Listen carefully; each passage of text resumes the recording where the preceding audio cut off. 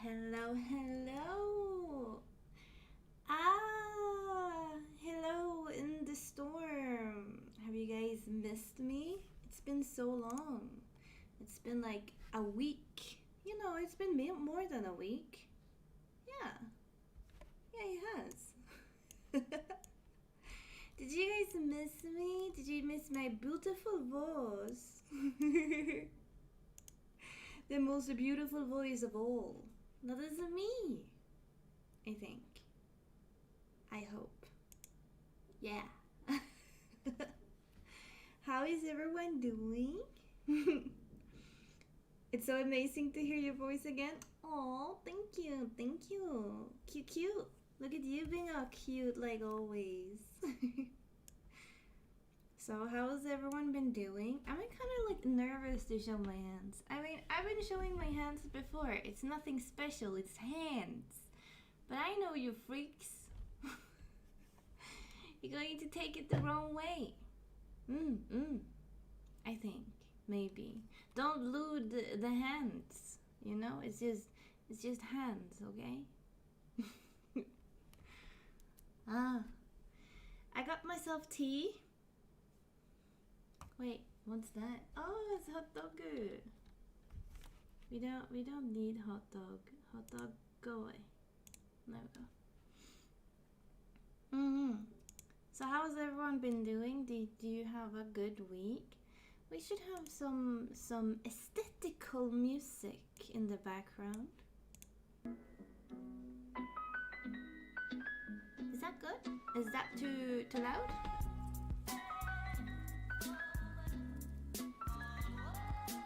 Hey pretty lady, I'm doing good. I've been in the city with my friend and just drive. Went to eat and just arrived home. Ooh, nice. Did you do some shopping or just drive around? I got bras today when I went shopping. Is it a little too loud? Okay. How about that? Is that better? Music for when you're stressed. I don't like this music.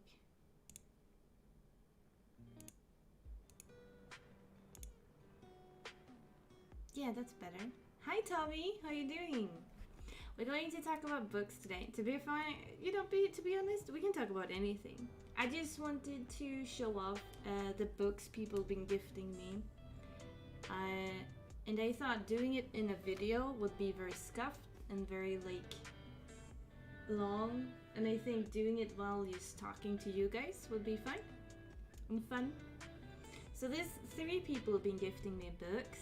It's Ungo have gifted me 3 books, I think, yeah. Clippy gifted me 1 book. And then we have the Mad Lad, okay, now I need his name, wait. His name is P.S. Be right back. Paper Symphonist, that's his name. He gifted me like 27 books, I think, 27 or 26. I only got 18 so far, so not everyone has come, but they are on the way. Hi Ergo, how you doing? So today we have like 22 books in total I want to show you guys. Came back from the spill just in time. Yeah!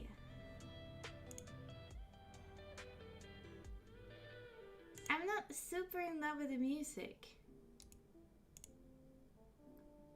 Let's see. Animal Crossing Twitch safe music.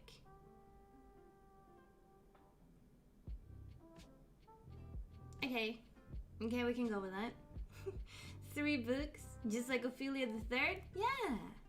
Yeah, exactly. You know it.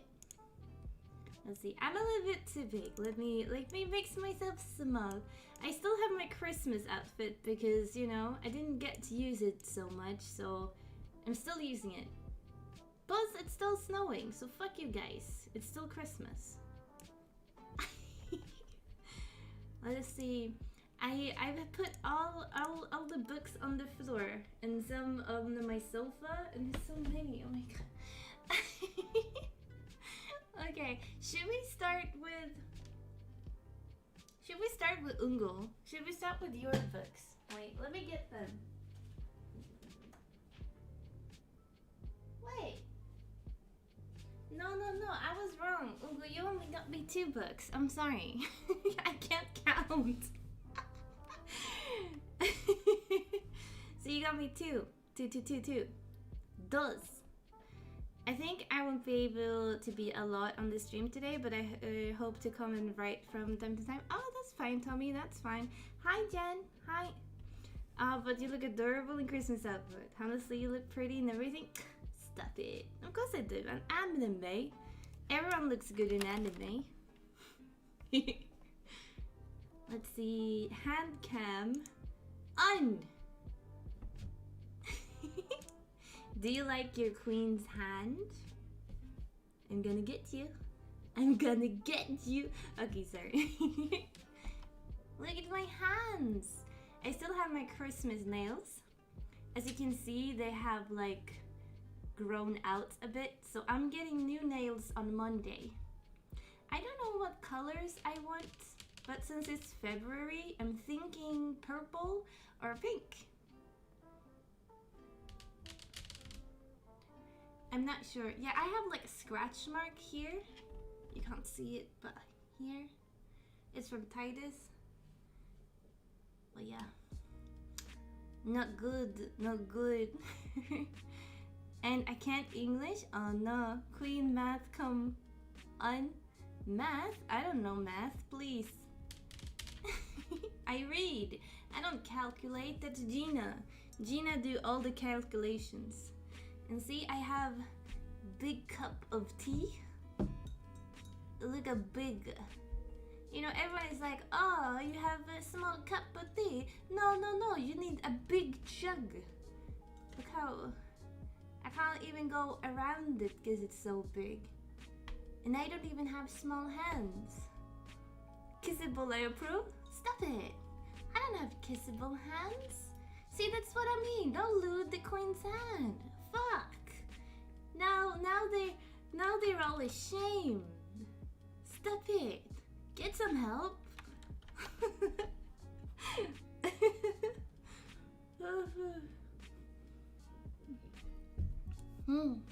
Should we start with the first book that you got me? The very first book. I think it's also the very first book someone ever gifted me, and that was Ungu who gifted me. Yeah, I think so. I think you were the first one to ever gift me something. That's not a cup, that's a whole bottle. No, that's a cup. I got it from my best friend. Gina has the same. Gina, not the same, but she has like a cup that looks just like this, but hers is not red, it's green. You know what I read today? The Disney villains are usually lime green. Green means evil. Now you know. Gina is evil. Hi Viet, how you doing? Hello.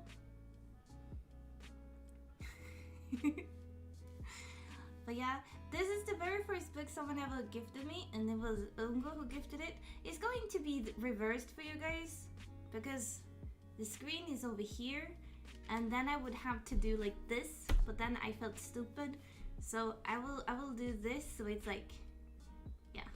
It's a Great Gatsby, but also other works from Scott Fitzgerald, the guy who wrote The Great Gatsby. And just look how beautiful it is. It's all golden. If it's something I love, it's books with gold. I love gold. I'm like a crow when it comes to books. Someone asked me the other day. I felt very stupid. Someone asked me, they're like, oh, Ophi, you're like a librarian in real life and you read a lot. How do you pick books? How do you choose what books are good and what to read? And I'm like, and they were like, yeah, because I'm dumb. I only pick books after how pretty the cover is. And I was like, me too. If it's shiny and sparkles, I pick it up. Please don't judge me. So I'm like a crow. If I see gold, I get happy. But I don't think you can see it, but it looks kind of yellow, but it's green and it's representing, you know, the Great Gatsby, the green light. If you've seen the movie or you read the books, that's it. Looks so pretty. It does, doesn't it? And the side is just as pretty. Wait.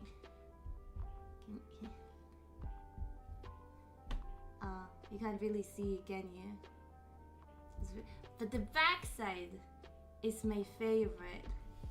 Because that's Gatsby. He's standing and he's looking at the light. So romantic.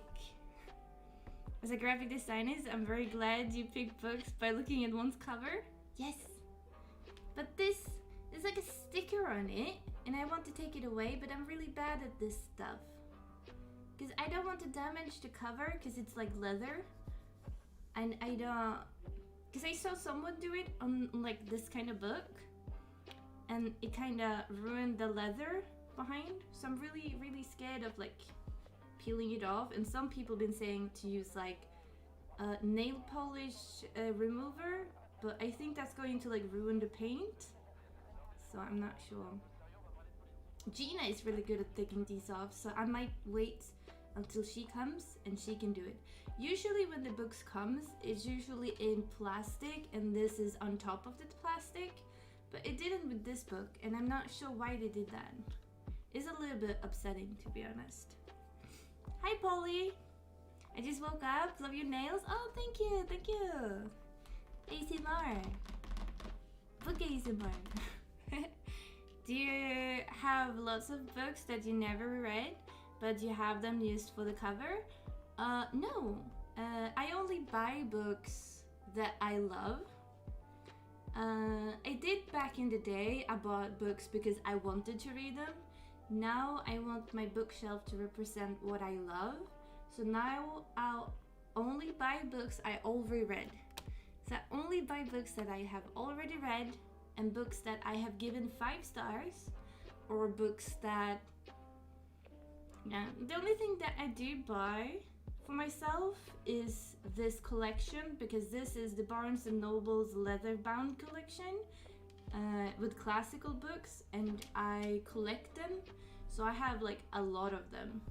And you can see it's golden up here too, and the pages on the side are also golden. So beautiful. Look on the inside how pretty it is. It's some 1920s. Okay, sorry. I've seen people taking stickers off with a bit of oil. Oh yeah, I've seen that too, but I'm still very freaked out about doing it. But it's such a pretty cover, like pretty edition. In this we have, oh, let's see, an introduction, The Side Paradise, The Beautiful and Damned, and then The Great Gatsby. I haven't read anything than The Great Gatsby, but The Great Gatsby is one of my favorite books, so I was really happy to get this. Great book. Thank you.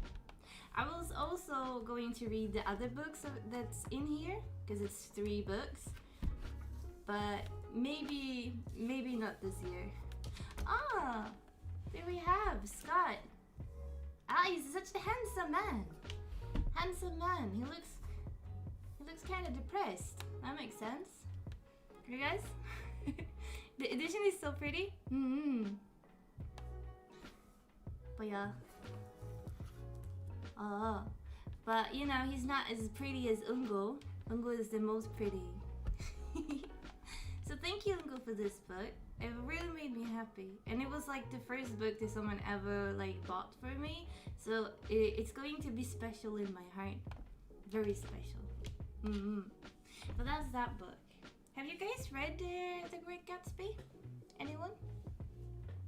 I'm gonna put it there. Let's see. I need to sip a little bit of tea. Tea for two. Oh my god, this tea is amazing. Is it like a mix of fruits? I think it's like raspberry and blueberries and everything good in one. I'm not. Shut up. Yes, welcome. Love you. I love you too, Ungo. I didn't, but I watched some of the movie, although it's not the same thing, of course. It depends. I think the movie is really, really well made. I actually watched the movie before I read the book, and I think they captured the book really well, you know? There's some stuff in the movies that you can't find in the books because they had to like dramatize it a bit, but I mean that's every book really, or every movie. We also have a non-fiction that Ungo bought for me, and he got it for me very recently, and the author's name is Dick. Wait. There we go. And yes, it's the wrong. I'm sorry, it's the wrong side.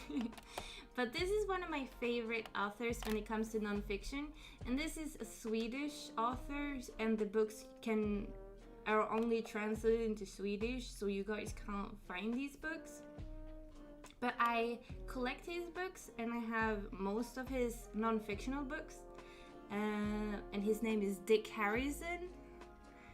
Peen, funny name, yes. And this is a non-fiction book about Atlantis and other like myths around the world, and he talks about like Atlantis and stuff. I haven't read this one, but it's one of the ones I really wanted to have, but all the stores in Sweden always had these like sold out, and I couldn't find it. But he writes really funny stories. Like he's not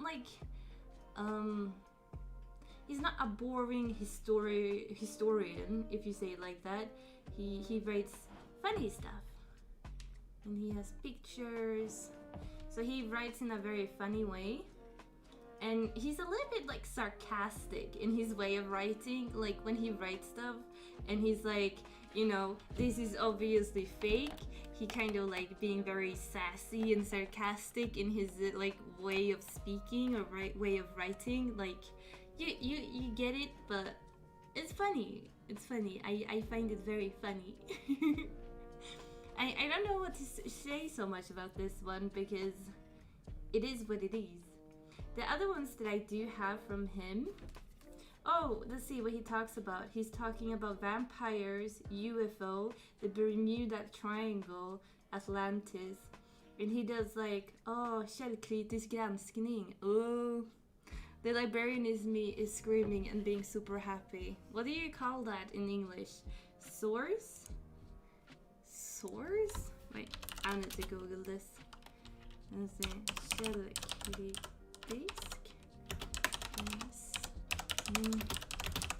Ish.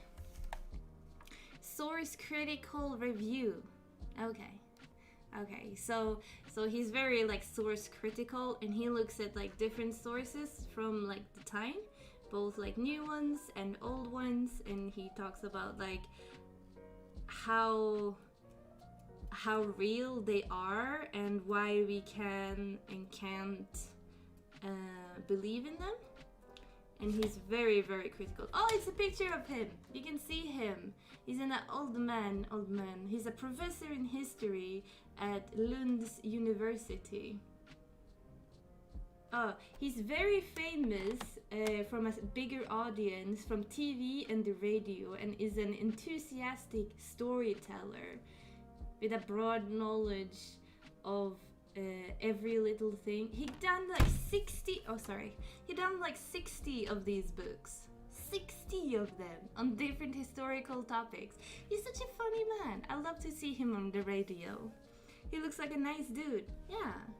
I would love to have him as my professor. If I ever went to school and I was going to do like a historical thing, I would love to have him because he's so funny and very kind, but sassy, like sassy old man, sassy Swedish old man. I read it some months ago. It was quite interesting, but I'm not sure if it's my cup of coffee. I think I read more of the author though. Oh yeah, you mean the Great Gatsby? Yeah. I've heard a lot of people being very like critical about the Great Gatsby, but I think it's because they don't understand it. Most are very like downgrading on the fact that, you know, it's only about partying and it's about this unattainable love that you can never have, and you talk badly about women. But at the same time, we have to look at what time it was. It was like the 1920s. There were a lot of drugs, there were a lot of parties. The inflation was kind of like that. Wall Street was kind of like booming. Like we have to look at like the stuff on it, you know? I really like books, pictures, a painting of some pages. I think they give the book something more to it. I agree. But yeah, this Dick guy, best guy. One of my favorites that I do have, he has the Holy Birgitta. It's a Swedish saint. And yes, she's Swedish. She was known for having visions when she was a child. Like all her life she had visions, and she had like visions of like the afterlife, and she had like weird kind of visions. Dicky guy, best guy. Hey, it is. I also have Julius Caesar. I have Tutankhamun. Which more do I have? I have so many, but those are like my favorite. Oh yeah, I have Cleopatra. That one is pretty good. It was very neat.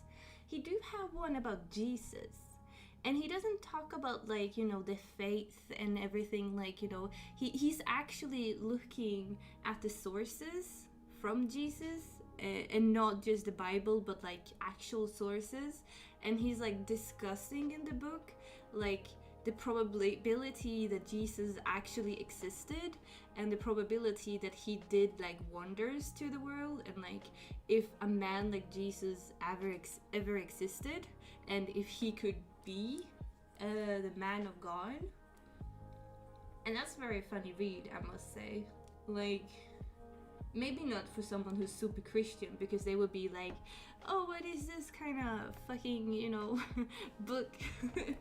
but like, if you're not very Christian and you just want to like, you know, dive into the probability of Jesus being just a normal man on earth, that would be great. But sadly it's not translated though, so I guess you can't read it. But for you Swedes out there, get these. All 60 of them. best books. And that was the two ones that Ungo got me. Let's get the book Clippy got me. Wait. Clippy, okay, there we go. Clippy got me a book that has Pretty Lady on cover. And it's not just Pretty Lady, it's half nude Pretty Lady. And it's not just half nude Pretty Lady. It's also Stephen King book with half nude Pretty Lady on the cover. And this is actually a Stephen King book I didn't know existed. Like, what? Sorry, I'm drinking tea at the same time. and this is it.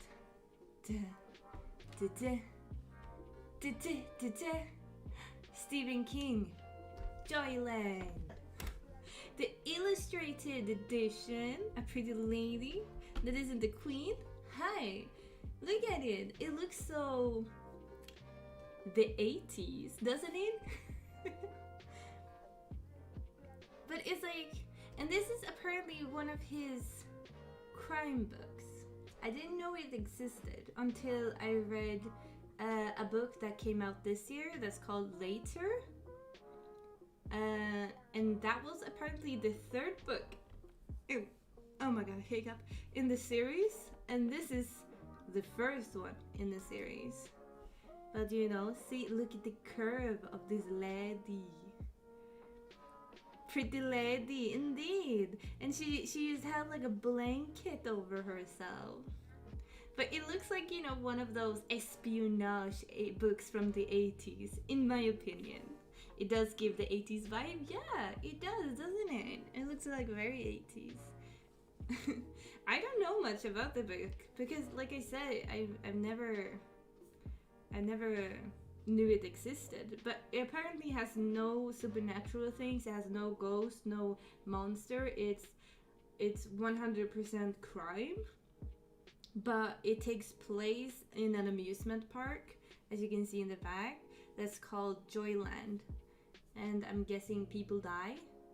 And there's a mystery or something. I don't know. She has some good shapes. She does. Like me. And let's see. Is it nice without the dust jacket? No, it's just black. Okay. But it's illustrated, so it has a lot of illustrations in this one, which I love. I love illustrations. Like, so good. So good, so good. Wait. Is that a smudge I see on camera? It is a smudge. Wait.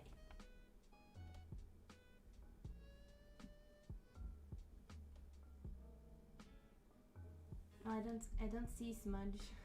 I don't know where it is. Hello? Oh, whatever.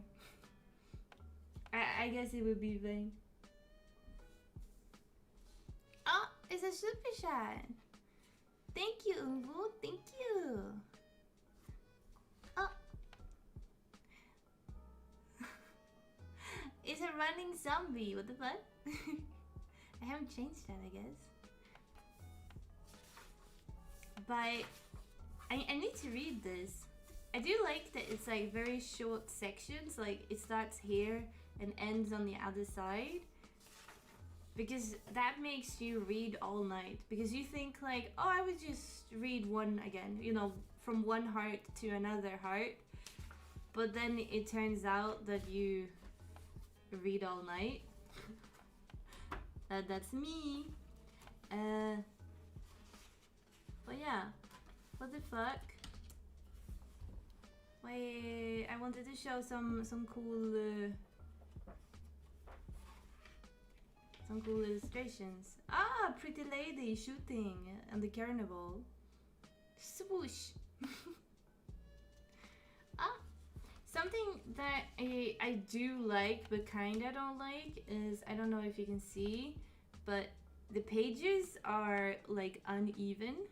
So they like very uneven cut, as you can see here.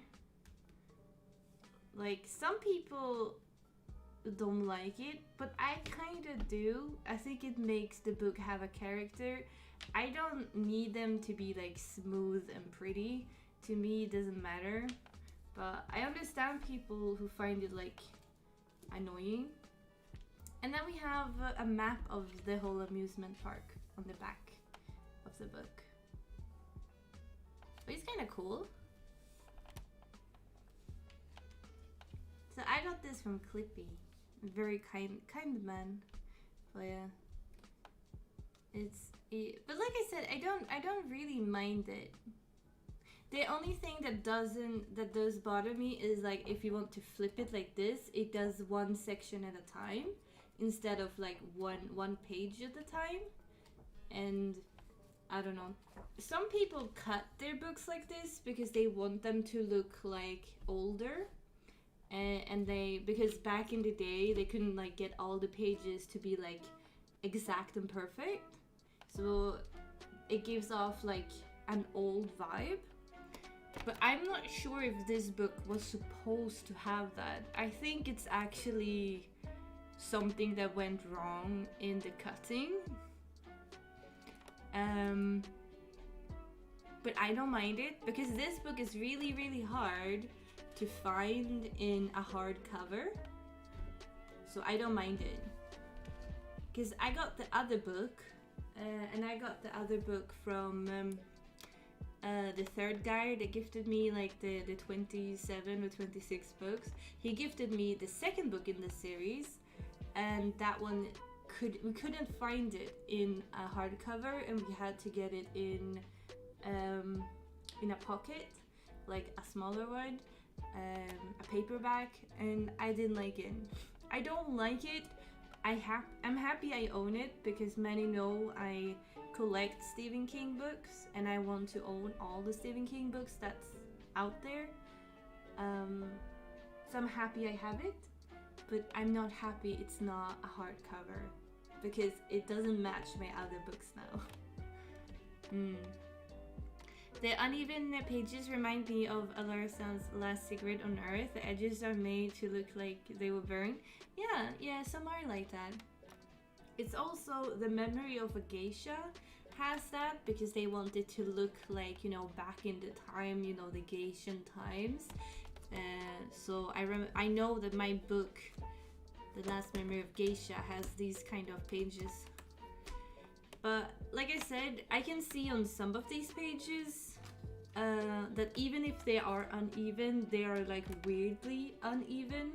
So I don't think they did this on purpose. I think it's actually a flaw in the book. But I don't mind it. Because I kind of find it unique and pretty. And it doesn't affect the reading because like it's only on like the outer edges. It doesn't go into the book, so it's just like on the outer edges here. Have you ever read The Divine Comedy? If not, will you ever read it? Yeah, let me show you. Wait.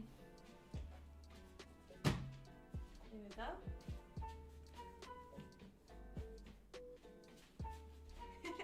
Oh god, I'm glitching. There we go. Here is The Divine Comedy. I haven't read it, but I do own it because I'm collecting these leather-bound books. And it's golden! Just like I love it. Wow. The most golden book you can find. So I do have the book. I just never read it. It is on my reading list to read one day. The Fire. I was not gifted this book, I bought it myself, so, but just because we talk about it, I needed to show it. It's pretty, yeah. It's, I never opened this actually. I got angels inside, beautiful. You got pictures, but like, this is one of those books that's, you think it's going to be very easy to read it because it's in verse. But it's really hard to read it and it takes a long time, even if like it's not that much words, but like you have to take it in and actually understand what it is you're reading. So I will read it one day when I get the time. It is on my reading list. Otherwise I wouldn't have bought it, you know? I mean, I might have bought it just because it looks fancy and it is in the collection of books I do collect, but this little smudge thing is bothering me. Stop it. Looks so nice. I just bought a copy myself actually. Ooh, did you buy this copy or did you buy another copy? Cool, Dante started talking about it in school today. I mean, about the Divine Comedy. Yeah. Ooh, you can hear. I haven't opened it because it's crackly. Wait. Because they're, like, the edges are gold, as you can see. they have painted it with gold paint. So the first time you open it, they're kind of like small stick together. So you have to like spread them like this. It sounds very bad because it goes like when you do it. But you do not hurt the pages, so it's fine. They do not hurt. You just have to do it to like separate them from the paint. But like I said, it doesn't hurt. This one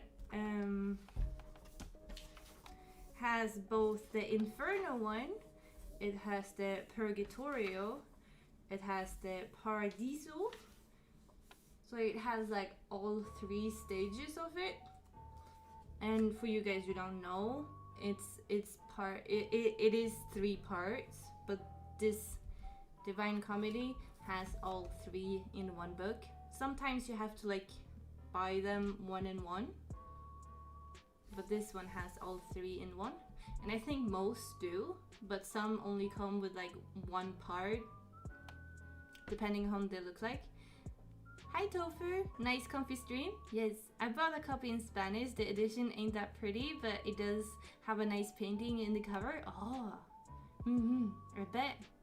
Is it written in a sort of like old English, like be the same in original? Yeah, it does have old English. It does, yeah.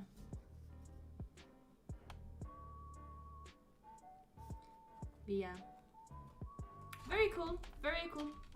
But yeah, I did not get this gifted, like I said. This is just my own collection. There we go. Should we go to the books I was gifted? Because now we have done Ungo's books, and we have seen... I like your nails. Thank you, thank you. We have done Clippy's book he gifted me. So now we will go into all the books that this amazing person gifted to me, and not all books have come yet, some are on the way, but I think we have like 18 of his books, or maybe 19, so we have a few to go through. We have this is a lesbian book. I think it's one, not the first lesbian book ever written, but it's like one of the first. And it's not just lesbian, it's also the very first vampire book ever written. Many thinks Dracula was the first vampire book. It wasn't. Stop thinking that it was. I shall teach you. This is the very first. And it's called Carmilla by Sheridan Lefanu.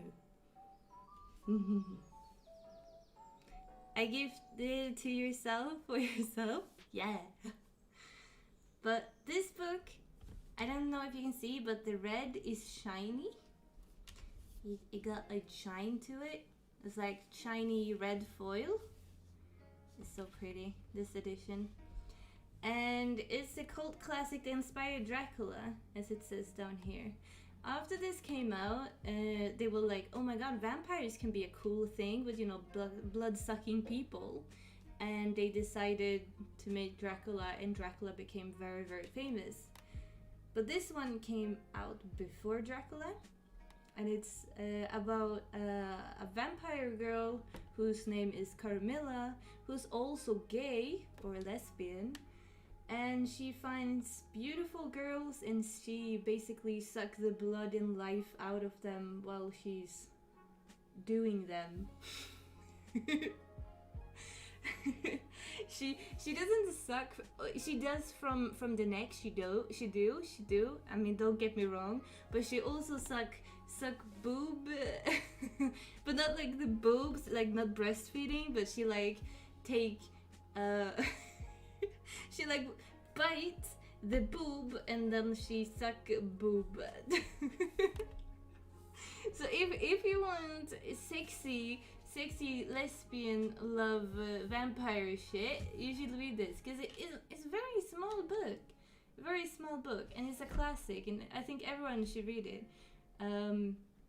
It doesn't have a lot of sex scenes. It doesn't. It's more like in between the lines. You understand they doing stuff, but they don't really explicit tell you. It's more like, you know, she wakes up and then she has like bite marks all over her boobs, and you're like, what? Did she just come in and suck her boobs? That's an interesting book, I must say. She munched side boob? Kinda, yeah. Pretty gay vampire kid lady, sign me up. Yeah.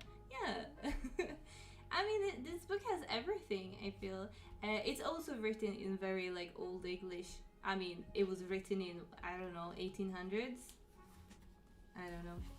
But it's a very, very, very cool book, and I do recommend it. Like, if you like gayness, like lesbian gay, and you like vampires, and you like horror stories, and you like Dracula, I read it. The fuck? Succeeded in inspiring mystery terror better than any other writer. Yeah, I mean, and this is like, it's not a sticker. It's actually part of the dust jacket. Fuck, I hate that. Why? Why did they do that? But yeah. Sheridan Lefanu actually is an Irish writer who do a lot of Gothic horror stories back in the day. And they wrote a shit ton. And I love Gothic horror. Gothic horror is like my favorite ever. And there you go. It got like shiny foil on the side as well. But yeah, it's such a pretty. I actually saw I saw a girl on YouTube who bought this, and I was like, I need it. It's so pretty. Like every Carmilla book I have ever seen is not pretty. It's just not pretty. What can I say? They look like ass. This is like the queen bee of all Carmilla books, in my opinion. I'm probably going to read Dracula soonish. Oh yeah, I really want to read Dracula too. I read half of Dracula once, and I got a little bit annoyed because I thought it was more about Dracula, but it's more about Dracula's bitches who's like haunting his house and wanting to suck his friend's blood, and Dracula is like, no, he's here to sell us a house. Girls, please, don't touch him. We need him. He's a realtor, and they're like, okay, we shall not suck his blood, So I kind of stopped, but I guess I need to read it as well. Now I want to read this and reread Dracula again afterwards to see the influences. Yeah, you should really do it. But yeah, I really recommend this. It's a great book. I read it in one night. I read it in like 2 hours, I think, 1.5 hours. It's a really slim book. It do go by. If you're a good reader, you can read it very quickly. If not, you can read it in at least a few nights, I think if you're into audiobooks, I did listen to one audiobook on Audible that was dramatized, and it had like background noises and all sorts of things. It was more like an audio theater kind of thing. It was great. If you're an Audible member, it was free, I think. When I read it, I'm not sure if it is anymore, but Hi JCB, how you doing? I'm curious about how the story is structured, since it's a bit different, if I have understood correctly. Yeah. What's the shortest book you have ever read? Does kids book count, or is it just like adult fiction? Because I think that makes a huge difference. Because when it comes to the kids books, I read for work because I'm like a middle school librarian, so I've read books that's like 5 pages long. Kids books do be like that. I'm good, and you? I'm good. I'm book. No, I'm not a book. I'm good. God damn it. But yeah, I got this from, what was his name again? Oh my god. He changes his name on Twitter all the time, so I never know what his name is. I don't know what to call him. Paper Symphonist. Okay, let's call him Mr. Paper, because I think he went by Paper S the first time I met him. So let's say Paper S. Paper S, thank you. Let's go to the other 18 books he gifted me. We have, now I only showed you guys classical books that he got me. He also got me a few more new. And this is called The Iron Widow by Siranje. I don't know much about this. I saw the cover and I said, oh, Chinese Pretty Lady by Chinese author. Sign me the fuck up. Cover was beautiful, what can I say? It's like Phoenix, but I don't know. I think, oh shit, transferred. Why did they put it on the dust jackets? I didn't even see that. Bloodthirsty and full of rage, Satan fight to shatter particle definitions of power and makes for a truly thrilling read. I mean, it is a fantasy, obviously. I think it's like a Chinese-inspired fantasy. I saw a girl on YouTube buying this and I love the cover. That's why I wanted it. It came out last year, 2021. What is this? Wood, fire, earth, water, and metal. Type of advantages. Is it like Avatar? But not Avatar? Way of the Fox. There's a kind of creatures in a mountain with the look of a fox with 9 tails, whose sound is like an infant cry. It feasts on human flesh. Let me look this up actually. Let's see what it's about. Only you can judge a book by its cover and it's completely wholesome. Iron Widow. I don't know if it's wholesome though. Ah, so this is the first book in a series. There's going to be more books actually.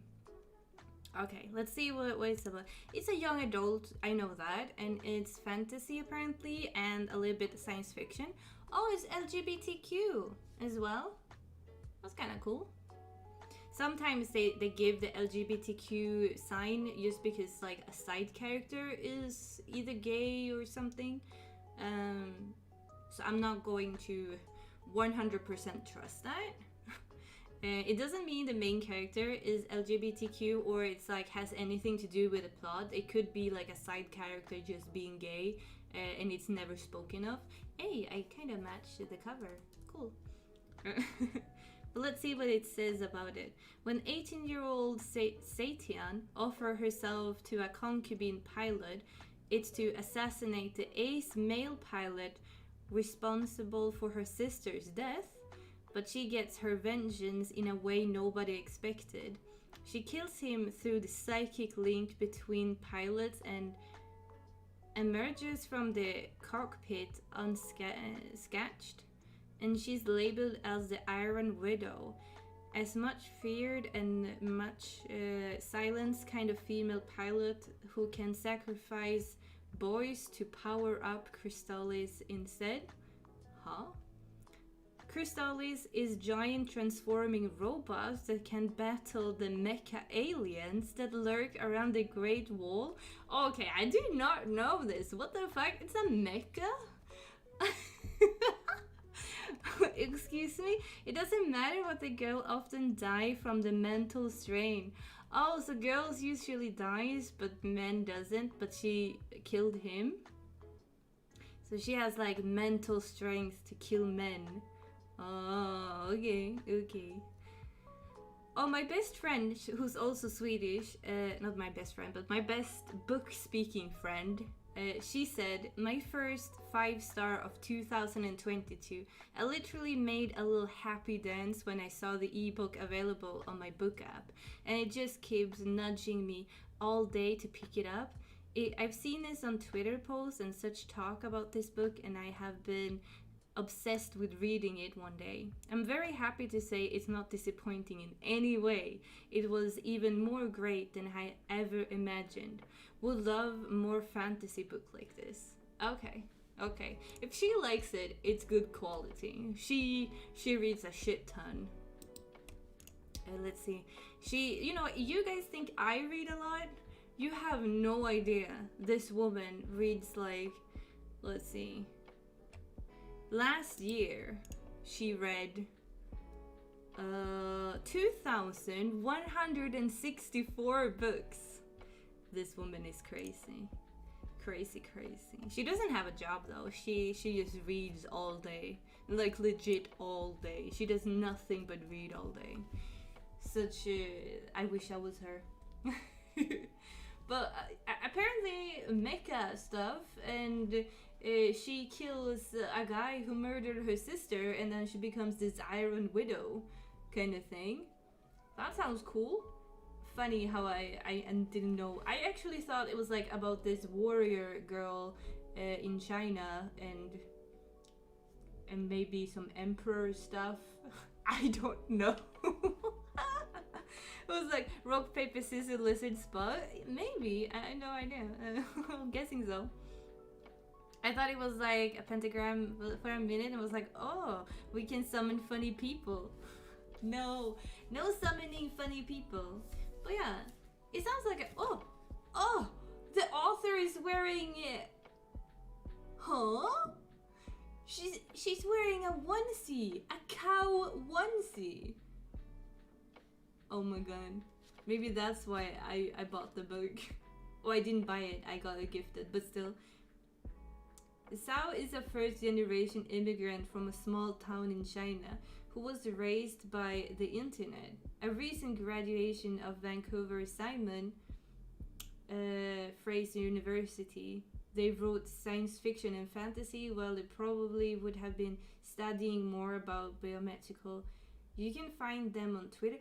Oh, they're non-binary. That's cool. Cool author. Pretty cool. Ooh, it's Paper S. This is, thank you for the bud. But yeah, I didn't know what this book was about, but it's on very high on my to-read list recently. Another book, I didn't know what it was about, but I got gifted by Paper S. Because it was a beautiful cover. Wait, let me show you. You will see a pattern here, okay?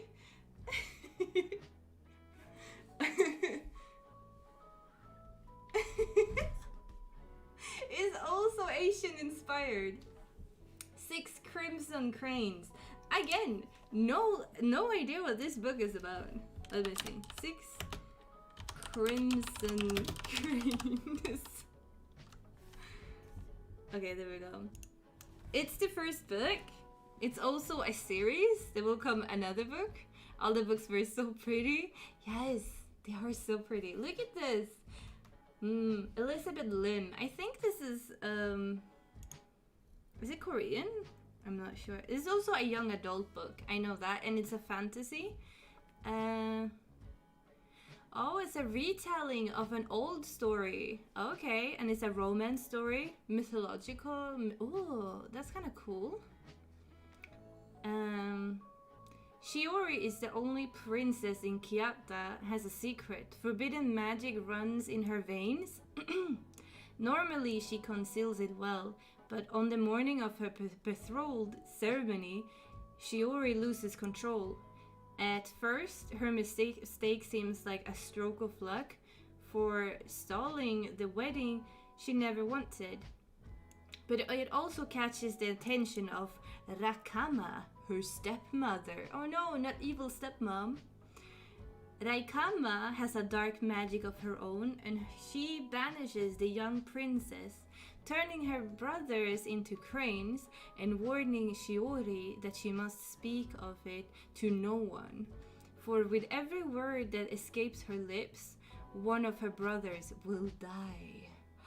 And she has 6 crimson cranes because she has 6 brothers. So penniless, voiceless, and alone, she always searches for her brothers, and on her journey uncovers a conspiracy to overtake the throne. I mean, it sounds nice. It's dazzling and magic. Oh no, fucking hell. There's another transfer. Princess in exile, a shape-shifting dragon, 6 enchanted cranes, and an unspeakable curse. It will take more than magic to find a way home. And I don't know if you can see, these are like gold shimmers as well. Oh yeah, even like the clouds up here are gold. So pretty. Like, this book is so pretty. I'm gonna die. But yeah, there's another book. I didn't know what it was about. I saw it on Instagram actually, and I thought I want it. But I didn't see this cover. Like, this cover is really, really nice. But the one I saw, let me show you. Here's the cover that I saw, that I fell in love with the first, because I felt like they kind of did her justice. She looks very, what can I say? I don't know. She looks so beautiful, you know? I love books and beautiful covers, and this is such a beautiful cover. This one, this is a little bit more girly. I don't mind it, you know, I don't mind it. But she looks a little bit more warrior in the other one. But yeah. I haven't read it yet. I will read it. Oh, there's the author. She looks so pretty. Elizabeth Lim grew up in San Francisco. She was raised by a hearty diet of fairy tales, myths, and songs. Before becoming an author, Elizabeth was a professional film and video game composer, and she still tends to come up with her best book ideas while writing near a piano. That's kind of cool. Kind of cool.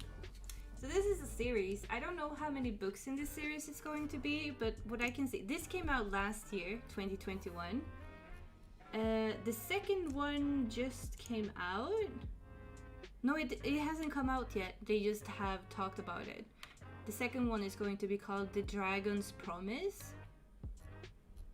It says it will be out in August of this year. So we have something to look forward to. But yeah, beautiful book.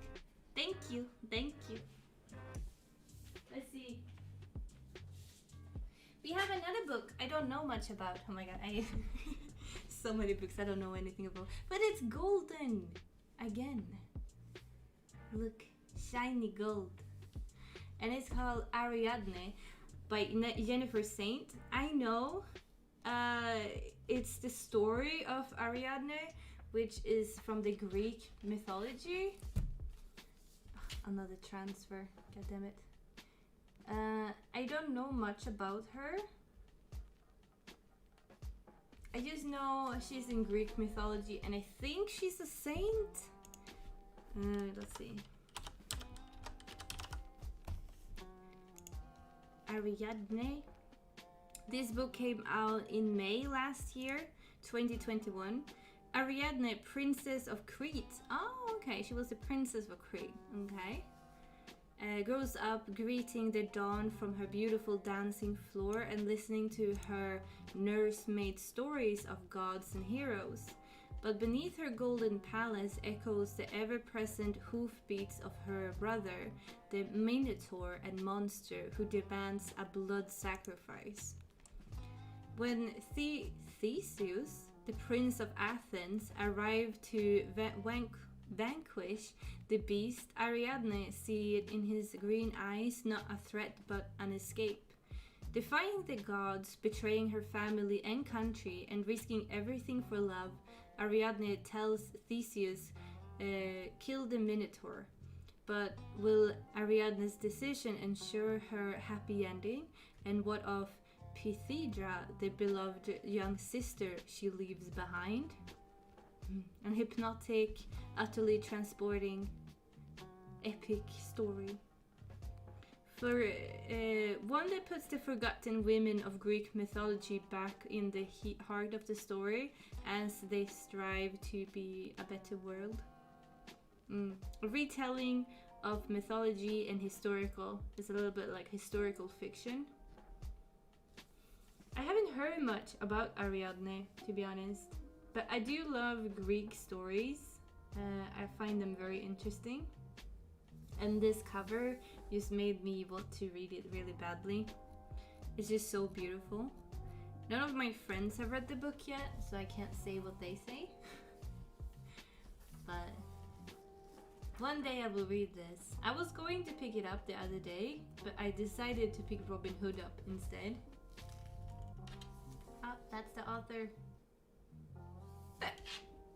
Haven't she written something else that I read? Oh yeah, she wrote another book called Electra, about the Electra girl in mythology as well. Haven't read that one. Oh no, it will be out soon, 2022. It's not out yet. Okay, so this is her very first book. Oh, I see. The more you know. She's having, oh my god, no, this is so cool. She has a book about Hera coming out 2024. In 2023, she has a book about Atlanta, the daughter of the king of Arcadia. Oh my god, she has so many historical Greek mythology books coming out. I'm so excited. Oh my god, that's so cool. But yeah, Ariadne is the very first she has written apparently. And it's so beautiful with the grapevines and the snake. Got the snake and a boat, and then you have Ariadne herself here, I'm guessing. But yeah. Her brother is a minotaur and she's like, kill him so I can escape. Evil sister.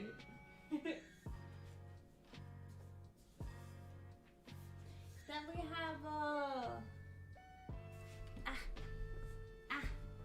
another book by Joe Hill. And for you guys who don't know who Joe Hill is Stephen King's son. And no, his real name is not Joe King. His actual name is Joseph King, but he goes by Joe, and he picked Hill because I think because he didn't want people to associate him with Stephen King, and he wanted to be his own author, so I think it's more like his pen name. But this is a basket full of heads. He writes a lot of comics, which I really like. He do write normal fiction as well. I've read one of his books, A Fireman, which is probably a bad book to read if you want to get if you want to know how Joe Hill is like an author. Reading Fireman is not the best, because the Fireman is a love letter to it's a love letter to his dad, Stephen King. Every paragraph of that book is a reference to one of Stephen King's characters or plot twists or books at all. So it's like a shit ton of Stephen King Easter eggs in that one. So it's a great book. The ending is super shit. I would not recommend it because of the ending. The book in itself is like 4 stars, but the ending is like 1 star. For me, I did not like it. So for me, no. Yeah. He also written a couple of other. He he wrote one about vampires that I want to read, but I haven't yet. He also wrote one called Horns. I haven't read the book, but I have seen the movie adaptation of it, and the movie adaptation is very funny. So one day I'll read that too. The pretty thing about this is it's a see-through dust jacket on this comic. So look at that. It's a different backside. And yeah, it's just a stone on that side. But you have a face on this side. but yeah, he's very known for his comics. He also have done a few comics of Stephen King's books. And this is basically about 4th of July and a girl called June. And she has a huge Viking axe. Let's see if you see it here. And on 4th of July, she just goes out and beheads people. And she puts them in a basket and collects them. I haven't read it yet. But I want to read it. I haven't read any of his comics before. So, yeah. I mean, how can you not find this nice, you know? You have like Viking stuff. Oh, and look here. That one to take fingers off and stuff. Very nice, very nice. Oh, speaking of this one, you did buy me 3 books on Go. I just remembered. This is another book I haven't showed you guys. I knew there was 3 books. I'm so dumb. But yeah, thank you for this one again. Joe Hill comic book. Yeah.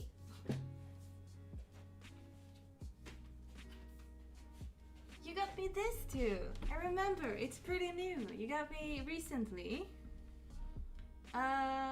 It's Stephen King and Sleeping Beauty.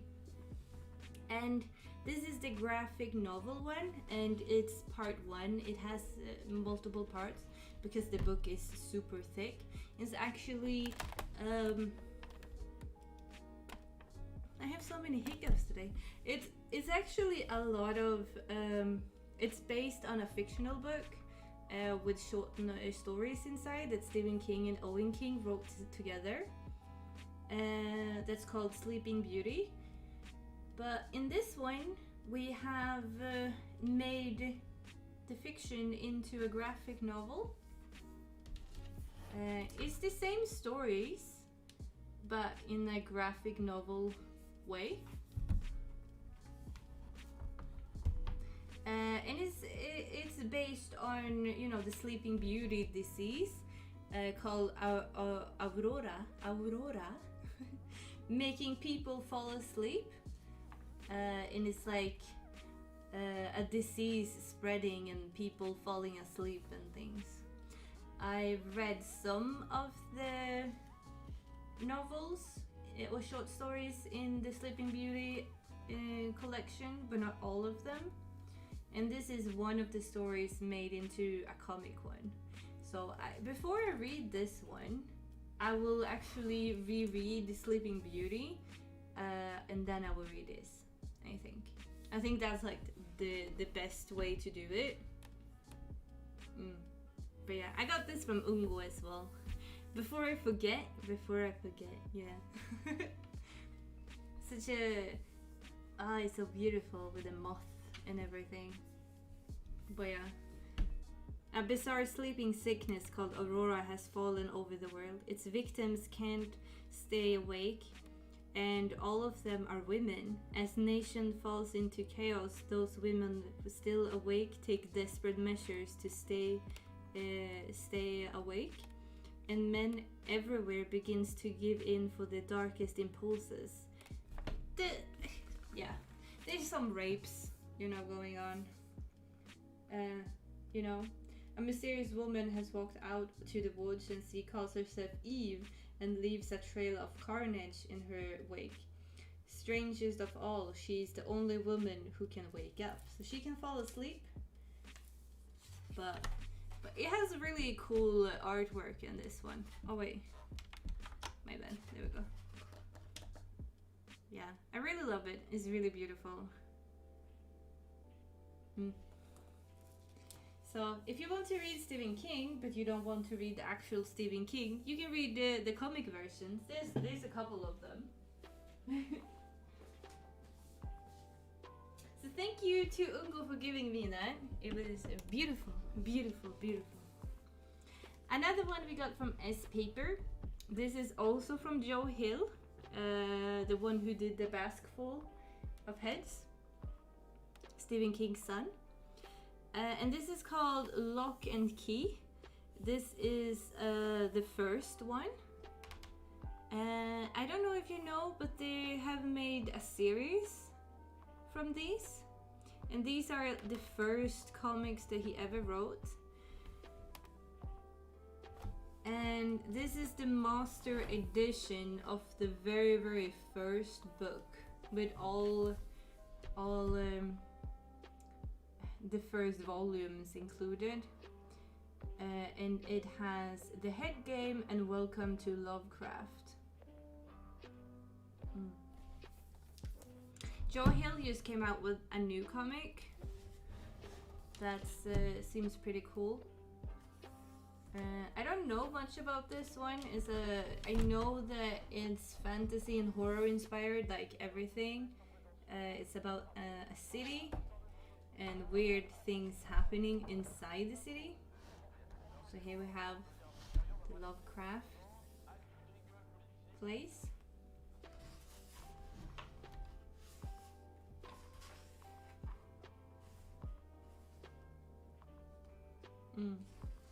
But yeah, Joey Hill is he basically writes the stories, or like the storytelling part, and then there's people like visualizing and doing the visuals for it.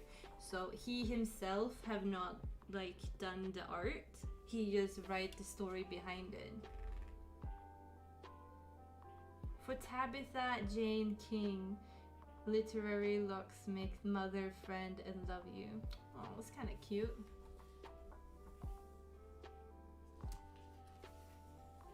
Yeah, it's kind of cool. I don't read a lot of comics. The most comics that I read has been Marvel, so it's going to be fun to read something else. And when I say comics, I don't mean manga, because manga I do read frequently, but I mean like graphic novels or graphic comic novel, more Western comics, I would say. I don't read a lot of them. Not many have interested me, but Joe Hill's do interest me. I don't know if it's because I'm a huge Stephen King fan and it's just my Stephen King side of me just screaming, read it now, or if I actually do enjoy the story. I don't know. You can't tell. Marvel and Joker. Yeah. The Joker is, what can I say? I love the Joker. Stop it. You want to see my favorite Joker book? Of course you do. Of course you do. You're here to look at my books. I got stuck. Wait. Let me show you.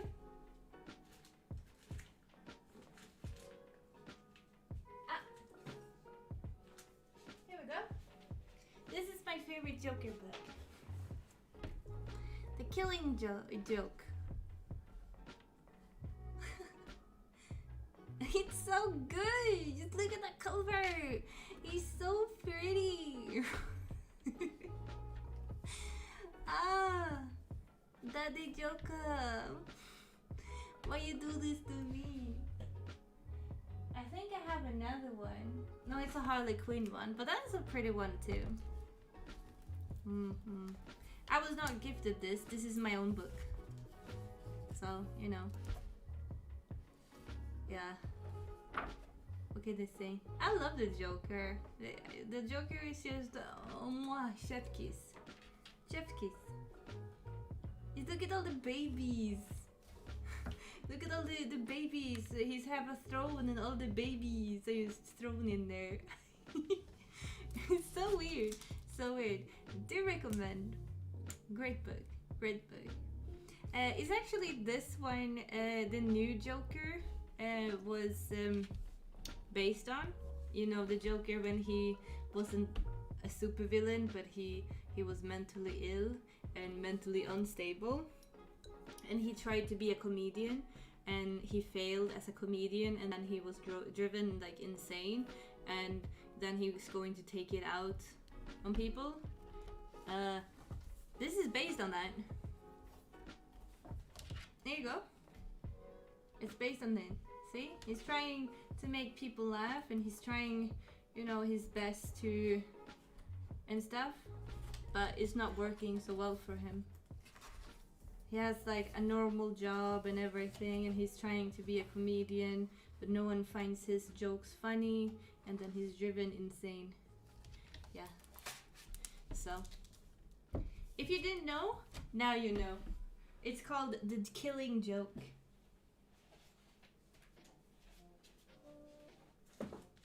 It's also, funny enough, it's also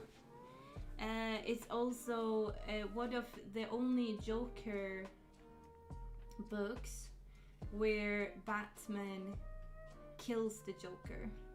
Now I told you guys how it ends, but it's kind of interesting because Batman he hurts the Joker, but he never kills the Joker, and many is just like, just kill him and he will never come back. But Batman, you know, he's more like, you know, he can't kill the Joker, because if he kills the Joker, he's just as bad.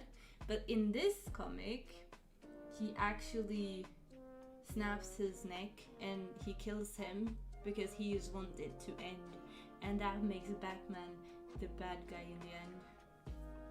Kind of funny. You know, the Joker is like, you know, ha ha ha, you got me, funny, now take me to Arkham, you know, prison, and we can do this again. And Batman is like, there will not be a second time. And then he cracks his neck. So if you want that's you know, good. Another Stephen King book I got from Papers. It's the second book in the Stephen King crime series I didn't know existed, and this one is called The Colorado Kid. It also has like an 80s look to it, doesn't it? Very dramatic. It is very dramatic, yeah. But I kind of find it very like human that Batman should represent the good in everything, but in that one he just can't take it anymore, and he just wants all the suffering to stop, and to do so he has to turn and be the bad guy, and he murders the Joker. It's interesting. But this one, the one that I couldn't get as a hardcover because it doesn't exist, but I could see. So it's a paperback one. It doesn't fit with number 1 and 3 in the series, but it's okay. It's also illustrated and has illustrations in it. I don't know much about it because, like I said, I didn't know it existed. The Colorado Kid returns. On the island off a coast in Maine, a man is found dead. There's no identification on the body, only a dogged work of a pair of local newspapermen, and a graduate student in forensic turns up any clues, and it's more than a year before the man is identified. Yeah. So, I don't know much about it, but I want to read it. It's one of Stephen King's crime books that didn't really take off that well. Because when people hear Stephen King, they obviously want supernatural, they want horror-related things. And when he writes these kind of things, that I understand that he wants to write them, not a lot of people wants to read them because that's not what they associate Stephen King with. I myself don't really mind. I do like mystery books and I do like Stephen King. So, but it doesn't have any supernatural things in it. It's basically a whodunit kind of crime. So apparently a guy is dead on the beach and it takes 1 year before they know who it is. Would they learn the dead man's secret? Yeah. Hi Queen and hi Chad. Hi Cliffy. I already showed the book you got me. I'm sorry. But yeah, very cool. I think, you know, if you want me to be completely honest, Stephen King has like a fascination with crime books. He himself read a lot of crime, I know that. He also read a lot of like Connolly. If you know that crime person, Connolly, he also talk about that author in his book Outsider. He does like a little reference to it, and I think it's one of his favorite authors, and I think he himself really like crimes. Outsider was also written to be a crime book, and it starts out as a crime, but then it turns into supernatural sci-fi kind of fantasy thing. Because I think he's not... He's my favorite author. I don't want to say he's not good at anything, but he's not very good at tying the ends on a mystery book. Like, you know, he doesn't know how to like take all the clues together. So for him, it's much easier to just say, oh, it's a supernatural being doing this. And everything can be explained by the fact that, you know, it's a supernatural being. But if you're writing a crime book and it's about an investigation and it's a crime, maybe you should make it so a human can possibly do the crime, so you don't have to explain it with a mysterious supernatural being. You know, I have not read these ones, but what I've heard, they don't have any supernaturals to them. I think it's only Outsider that is like that. So we will see. I'm just glad I could make it. Oh yeah, welcome. It was all a dream. But it's not more, you know, it was all a dream. It's more like, you know, like in Outsider, he has this person who, or he has a monster who apparently can shapeshift, and he takes the shape of different people, and then he do crimes, and he like molest young kids, and then like ravish their bodies and like eat them up, or like eat their stomachs or something.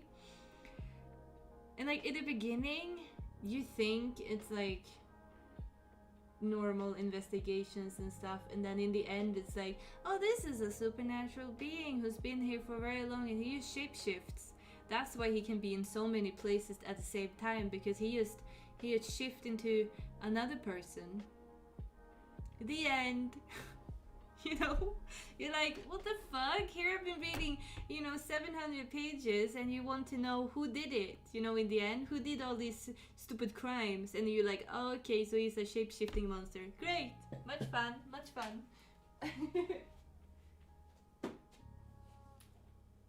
Another book that I got from Paper is a Sherlock Holmes edition by Arthur Conan Doyle. And as many might know, I'm a Sherlock Holmes fanatic. I love everything that's Sherlock Holmes based. Anything. That's why one of my cats is named Sherlock Holmes. I wanted another cat called Watson, but Val did not say it was okay. Damn him. But this is a complete collection of all the Sherlock Holmes books, and they are illustrated. I have,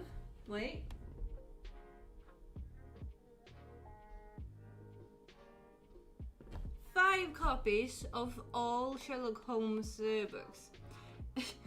This one included. I love Sherlock Holmes. I know Sherlock Holmes might be a little bit dry. It's not like the best written. It's not the best crime books ever made. But to me, it's very what to say? It's very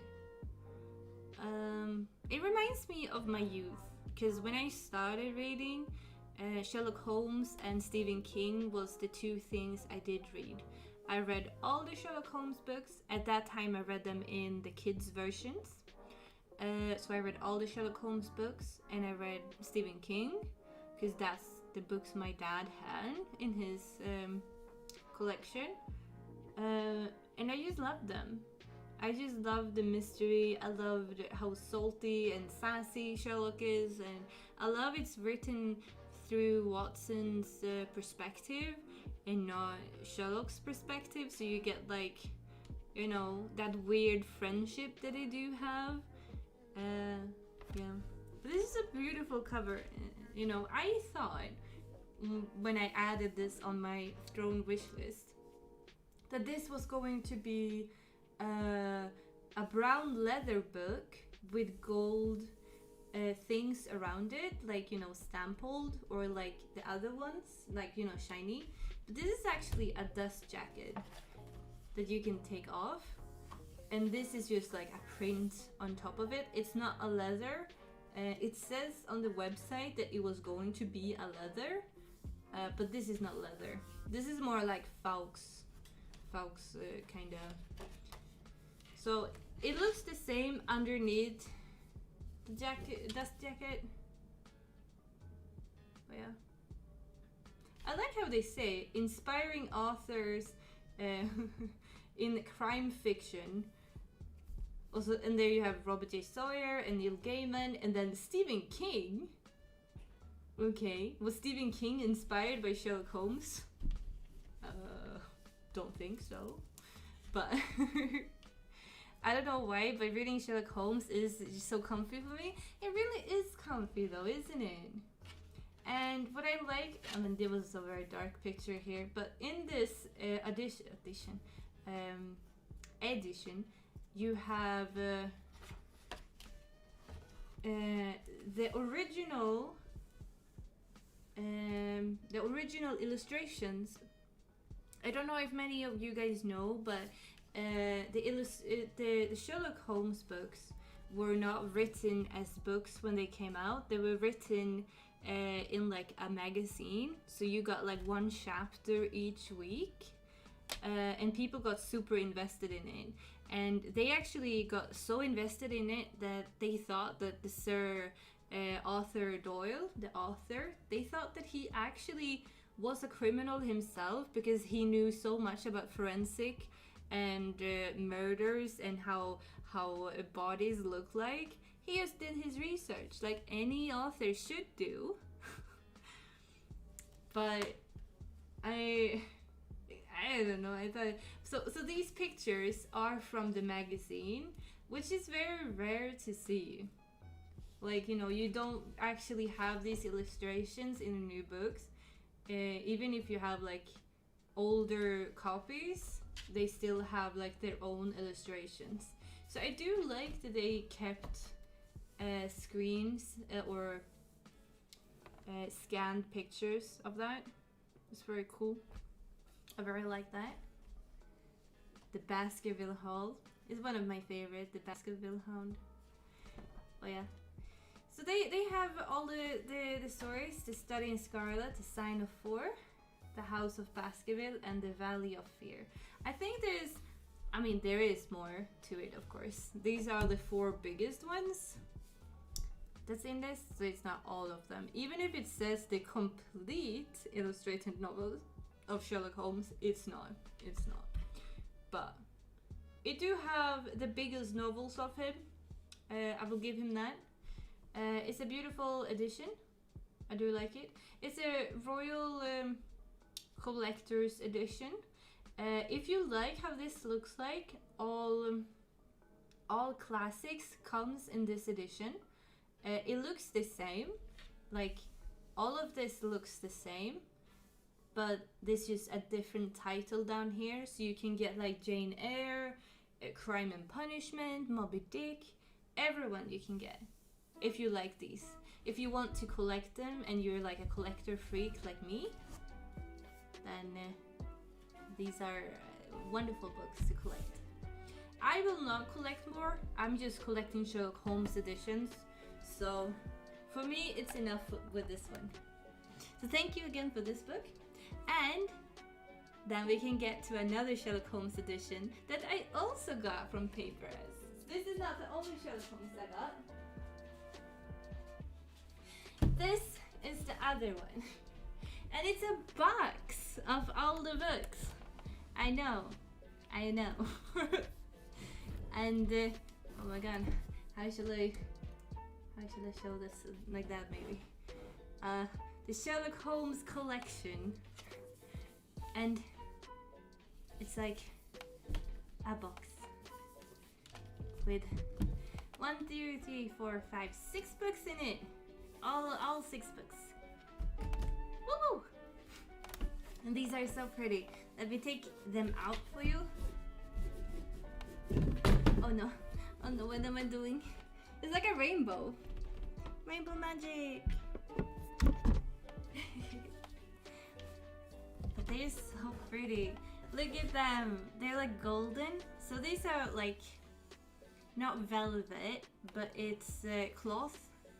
And then you have these engravings. And you have them in the color of the rainbow. Pretty. So you have his last bow. Beautiful in purple. With shiny. The shiniest of the shiny. There we go. Ow! God damn, I have so many books here now. Oh no. Oh no. Okay, there we go. And then we have the return of Sherlock Holmes. Funny. Arthur Doyle actually killed Sherlock Holmes off after the Sign of 4. Let's see. There. The Sign of 4. He killed Sherlock Holmes off. And then you have the return of Sherlock Holmes, because after a couple of years he just felt like he wanted to write more and people wanted more. He started writing more like war stories, Arthur Doyle, after that, but they never took off like Sherlock Holmes did, and everyone just demanded more, you know. So he told them that he would if they could give him a good enough price, and obviously they did. Like, you know, they were like, oh, you can get this much money if you write one, and he was like, oh, okay. And then he became super famous and super rich. I mean, he was famous and rich before that, but he really knew how to milk it. And people threw themselves to get more of Sherlock Holmes, which was funny. And everyone was like, how did he survive, you know? Because he jumped out of that building, and how would he, like, you know, do it? There's no illustrations in this one, which is sad. I mean, I don't really mind it, but it is what it is.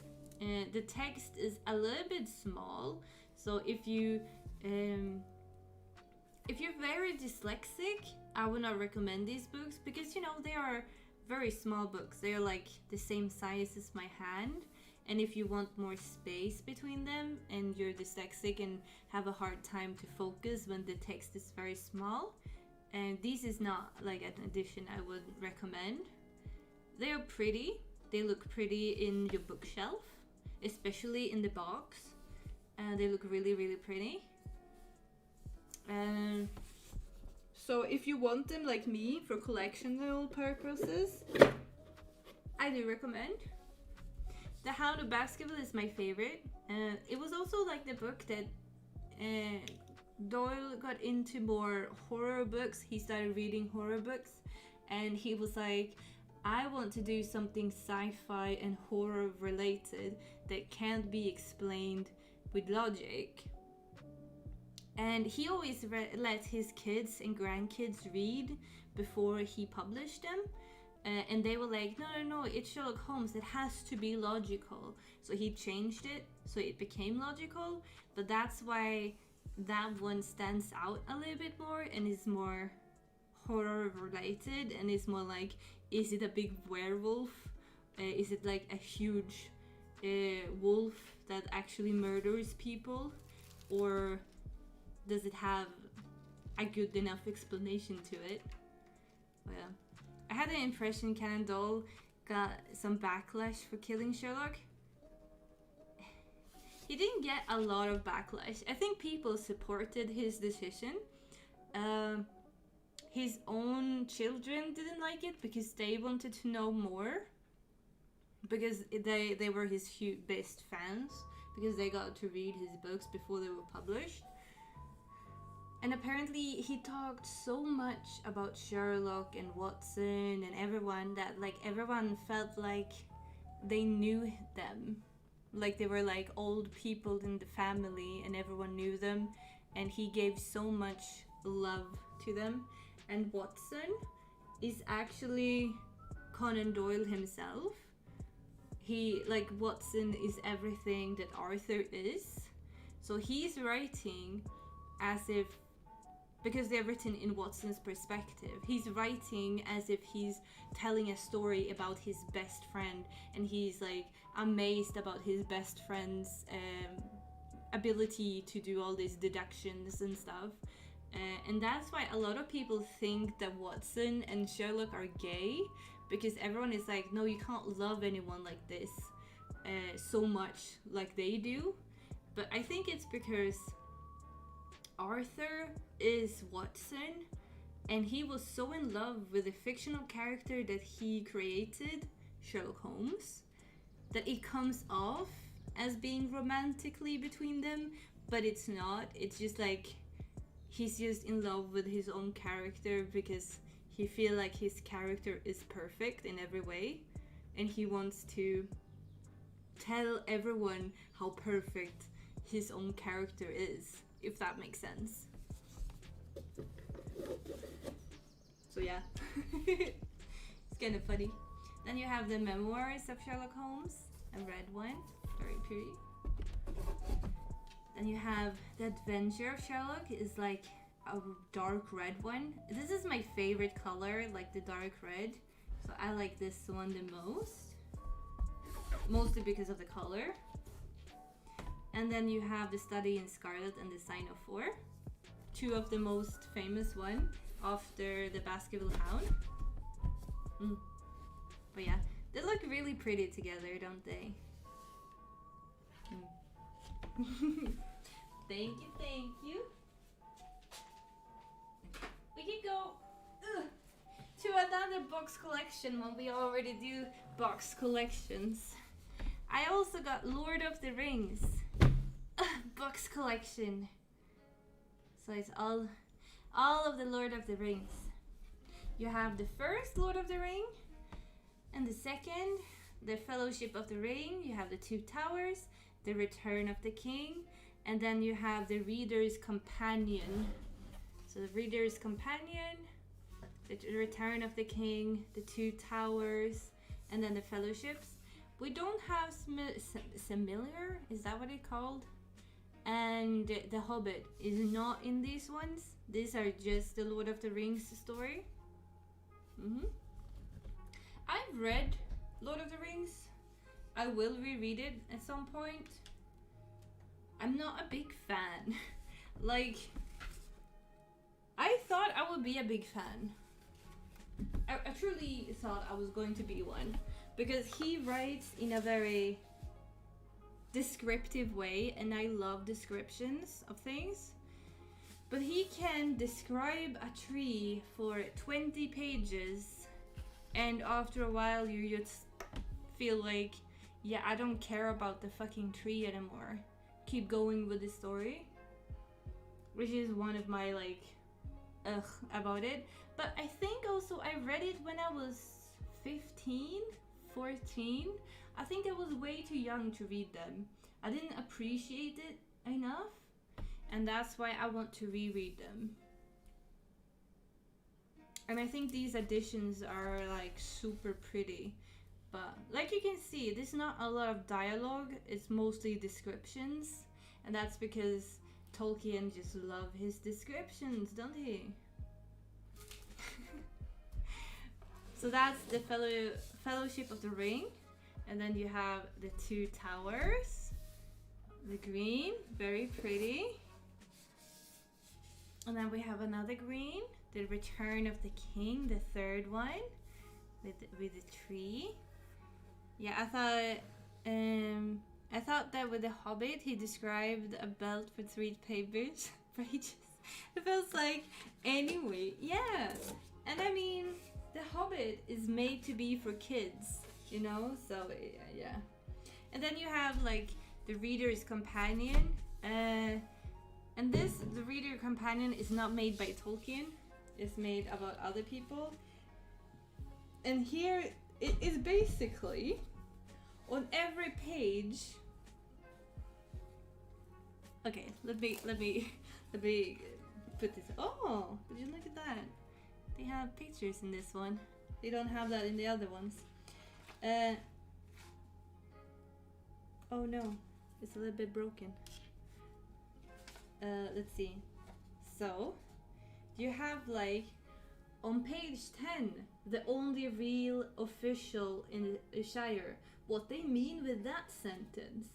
The only real official in the Shire at this date was the mayor, who was elected every 7th year at the free fair of the White Down and the Lethal, and this is at midsummer. The mayor of the Shire was, and then it goes on and on about what they mean with that. And it's like book 1, page 21. His 111st birthday. In term of 111st, 111 is in the humorous, sometimes Chinese way of language, with other words such as tweens found in parts of The Hobbit, and which Tolkien uses in The Lord of the Rings to characterize the hobbits and their culture in contrast of the race of the Middle Earth. The Tolkien scholar Arden R. Smith informs us that the word 11 has the, they talk about every word and describe them, why they were written like that, which is interesting. It's really interesting. If you're a Lord of the Ring nerd, I bet you would love this book. But it's like, it's thicker than any of the other books. But I guess it's because they talk about all 3 books in that one. So, very much looking forward to reading that. So if I don't understand anything in The Lord of the Rings, I will go to this one, because I'm guessing it's like an encyclopedia about Lord of the Rings. So I can just see on page whatever, what do they mean with this word? You know? But I was very amazed that the books are very slim, because I've seen the movies, you know? I've read the first book and I've seen all the movies, and it amazes me that the books are not that thick, but the movies are that long. Because when you think about it, like half of it is just descriptions of stuff. Interesting. Did they add more into the movies that's not in the books? Okay, now I just need to read it just to confirm if they added stuff into the movies just to dramatize it, because I don't know. But yeah, they're very pretty, very pretty. Looks great in the bookshelf, and especially in this box, you know. But it's not a complete collection, considering it doesn't have The Hobbit and it doesn't have this Million, whatever it's called. But this is the complete Lord of the Rings collection with all the 3 books. Very pretty, very pretty. Oh, now we will go back to all the 1-in-1 books. We have so many to go through. We're not even done yet. Now it's only classical books left, and all the classical books that's left are in the Barnes & Noble's leather-bound collection, and these are the books that I'm collecting. I have a ton myself. I think it's like 120 in total that they have sold. I don't have that many. I think I have 30. I think 30 or 40 different ones. And this one I'm actually reading right now. That's why I have a bookmark here with a stabby stab knife. It's Robin Hood. I actually got this on Thursday. Yeah, I got it on Thursday. I'm sorry. Yeah. And it's The Merry Adventure of Robin Hood, and it's by Howard Pyle. And it's the complete collection of all the Robin Hood stories, and it's just so pretty. Oh my god, look at this leather Robin Hood one with all the bows and the Sherwood you know, and it has the bronze in the woods.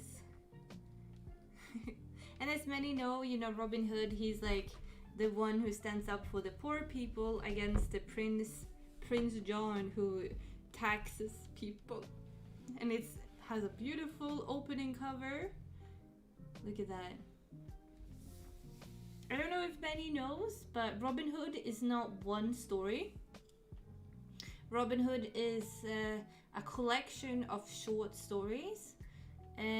It's written in like a short story form that all of the stories are kind of has the same theme. You follow Robin Hood and his gang, and they meet different people who support Prince John.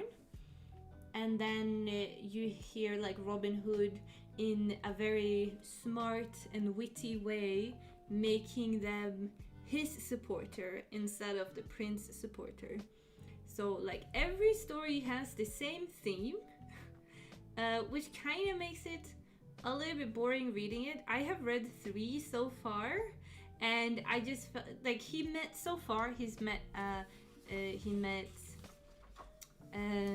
I do love the art in this one. And let's see. He met he was in a shooting match, I read that. The tailpiece, I read that. And then he met the tinker at the Blue Boar. And the headpiece, the sheriff at Nottingham plotting against Robin. I read that. So it's like, it has like the same stories.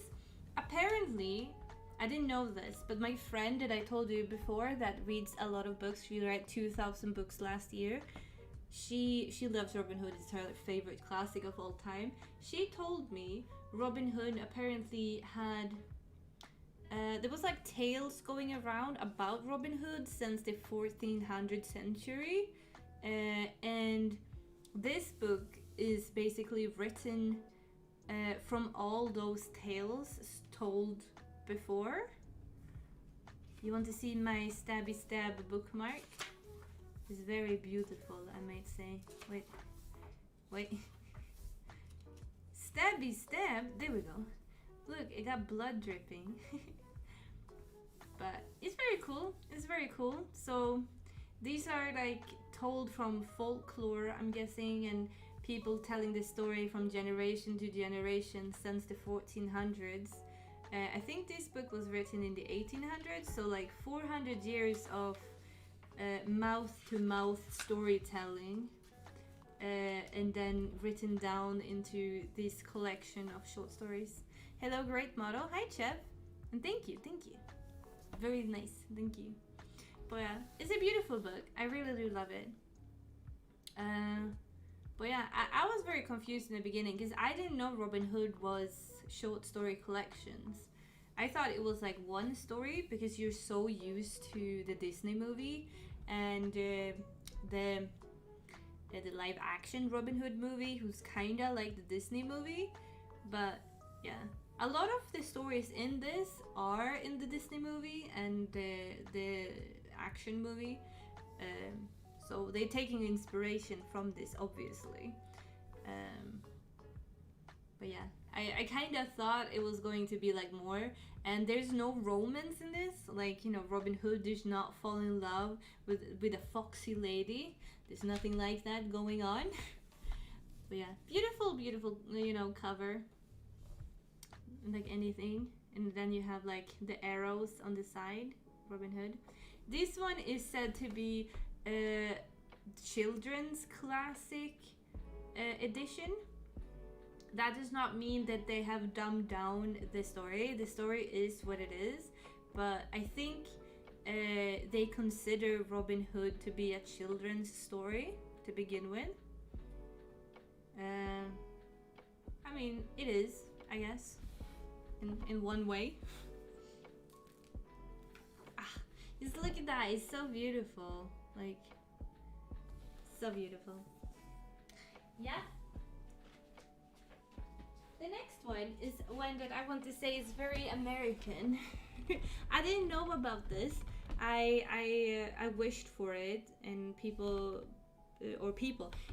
S bought it for me. I have never heard of this book, and I didn't know it was a classic or that it even existed. But it's The Swiss Family Robinson by John David Wyss. It's so pretty though. I love colors like this when it's very colorful. But I like I said, I didn't know about this book. But it's apparently about this family who gets stranded on an island, and they have a ton of guns and a ton of bullets. And when they see something who moves, they shoot. Kinda. So it's like a very shooting happy family, which is why I'm saying it's very American. But they build their home on this island, and they start living off of it, and they stranded on this, and they have a lot of bullets, separated from society and condemned to perhaps to pass and reminder of life in the desert island. And we yet possess the means of happiness. Yeah, I don't know much about it. I haven't read it. I'm looking forward to reading it. And then we have a map of where they're stranded. Very cool. This is also in the children's collection, and it has these beautiful pictures. First I thought, oh, it kind of sounds like Lord of the Flies, but without the craziness. And it kind of sounds like Robinson Crusoe, but also without the craziness. I mean, I don't know, it might be super crazy considering they have guns and apparently they shoot anything that moves. Who knows? The design are really nice, and I have never read the book either. Yeah. Very cool though. I tend to read it this year. When I will read it, I do not know. But it's also in the Barnes and Noble edition, and it has golden edges. All Barnes and Noble's books have golden edges. It's just how it is. But yeah, kind of beautiful. Family who love guns, get stranded, shoot animal, survive. I do not know if it ends with them getting off the island or what happens, because, you know, like I said, I haven't read it yet. But yeah, cool. I will read it and I will give you an update on what I think about it. It was also from Papers. All these books are from Papers. Then we have another classic, also a Barnes & Noble. This is Little Women and the Other Novels. And it's by Louisa May Alcott. Oh, this is so beautiful, isn't it? Very girly. I'm not a very girly girl, but I like this. I like this design. Very beautiful. And the other books that you have in this one is you have The Little Women. Then you have the second book called The Little Men. And then you have the third book, Joey's Boys. Joey's Boys. Funny. And this is a book about a family who have 4 daughters, and they are all different. You have Jo, she's like a tomboy, and she loves writing both stories and manuscripts and stuff, and she doesn't need a boy to tell her what to do. Then you have the beautiful sister who everyone loves, and she's probably going to get married very soon. Then you have the young, naive girl who's the youngest of them, and she just wants to get attention because she's young and she wants boys to see her. She's also very good at painting. And then you have the fourth sister. She's very frail. She's very good at piano, but she's very, very frail, and she gets sick in the book. But yeah, I've not read them. I want to read them. These are going to be read in March, I think. I have decided.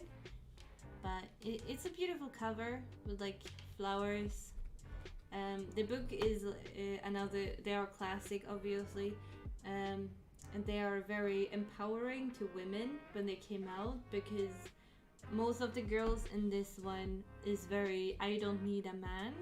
It's very much how can you survive as a woman in society without a man. Then most of the daughters do get married in the end. Sad? What's sad? Oh, you mean the girl getting a sickness? But yeah. So it's 3 books in this one. That's why it's so thick. It also has the golden edges. Many say that you should read Little Women and the books in winter, because most of the book is written in December, November, December, and there's a lot of snow in it. So when people say that you should read a Christmas story, this is one of the Christmas stories that people talk about. So if you want to read a good feminist story during Christmas, Little Women is the way to go. But yeah, beautiful edition, beautiful edition. Again, thank you to Paperess for gifting me this from my throne. But wait, I need to show Kitty. Mel, you wanna say hi to camera? That's not how we say hi to camera. Oh my god, it's the Queen's leg! What the fuck? You see every part of me now.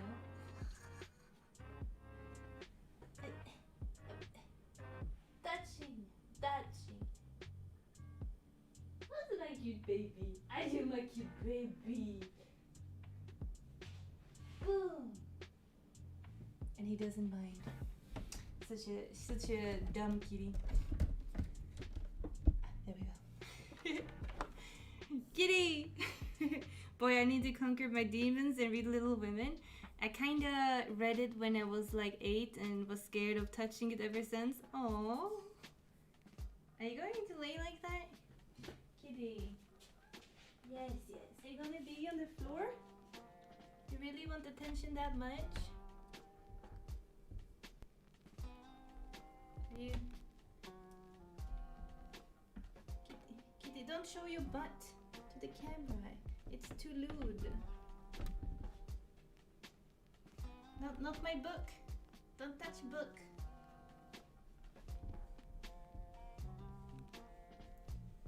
Are you happy? You want candy? You want me to go and get you some kitty candy? No, you don't want candy. Okay. No meow means no candy. Look, kitty.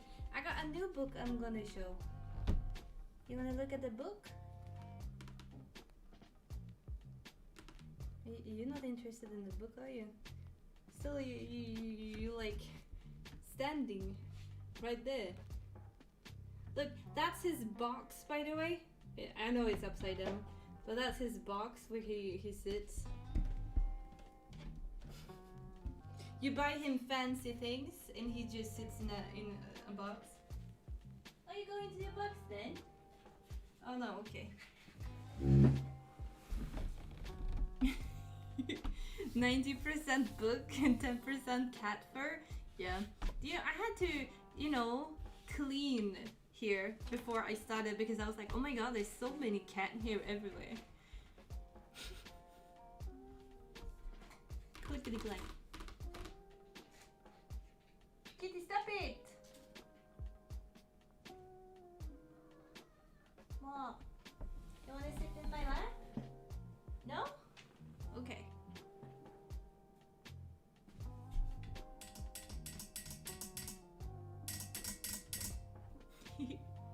He's so dumb. Precious baby. No, kitty, don't come here now. You said no. Okay, I can pet you a little bit. Pet. Okay. Another classical book I have is The Journey to the Center of the Earth by Jules Verne. Look, it got dinosaurs on it. This is also a children's classic edition. It's also by Barnes & Noble. The backside and the front kinda look the same. So there's no big difference there. Hiccup. But I really wanted to read Jules Verne's. I never read Jules Verne's books. My mom told me the Jules Verne's stories, but she didn't read the books. She just told me the story of them when I was a kid, like a summary. And I always thought that they sounded great, but I never actually read them. And I think I've seen an animation on To the Center of the Earth, or was it a live action one? Can't remember. But this one has illustrations because it's a child's classic. All Barnes & Noble's child classicals have illustrations in them. Some are black and white like this one, and some are like Robin Hood. That one was in color. Also the Swiss Family one is in color, but this one is black and white. That's some lovely artwork. Hi Skeptical. It really is lovely, isn't it?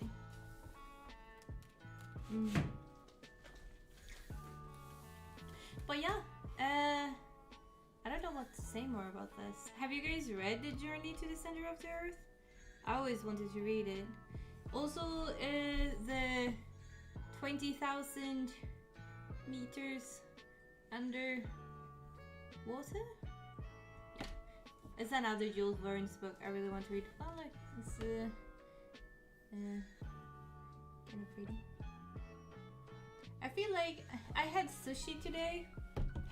I got hiccups now that comes and goes, and I had sushi today, and it was my first time to have sushi. I didn't mind it. In Sweden we eat a lot of raw fish normally, so sushi to me is not that weird. But my stomach has been very upset ever since I took my nap after I got home from dinner. And not like upset as in I don't have pain, it's just like it goes around in my stomach, and I have to swallow a lot because it kind of feels like I'm going to throw up. I'm not nauseous, but I can't have the feeling of throwing up, and I don't know if it's the sushi or if it's something else, but something in my body just wants me to go and throw up at the toilet and come back, because I feel like I'm going to feel better once I throw up. I've been sitting here for like 1 hour trying to not throw up. Speaking about the books is easy for me because then I can focus about something else. I also, as you can see, I made tea and I have barely touched it because I'm so scared that if I drink it, I'll just, you know? And I kind of don't want to do it on stream. So, if I get tired and you hear me swallow, you know it's because I'm trying to get the sickness down.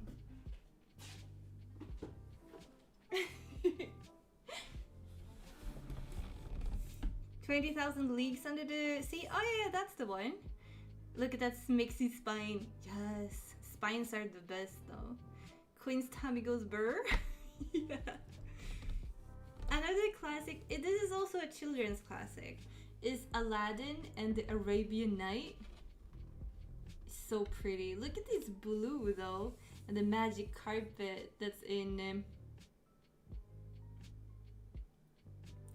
we go.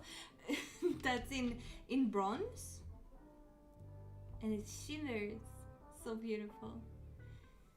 Again, the only thing I've seen about Arabian Night is the Disney story. Plus, my mom had like a children version, like a summary version of Arabian Night on like 2 pages or something. It was like a very short one, and she read it to me when I was a kid. Open Sesame. So I remember that one, but I never actually read the Arabian Night, the original. So it is on my to read list. Also has golden edges, like all Barnes and Noble's books do have. And the side is also golden. There's some nice font too. I've never read the book. I should. Oh, glossy cover. Yes, glossy, glitter. See, this one kinda matches my finger. No, mine is more gold. This is more bronze, isn't it? Otherwise, it could have. Or maybe it's more rose gold. Actually, it's not really bronze either. Oh, that's pretty. I haven't opened this one yet either. Kitty, why are you here? Can you tell I'm not feeling good and you're trying to make me happy? No kidding. Here we have a list of all the illustrations. And we have color palettes.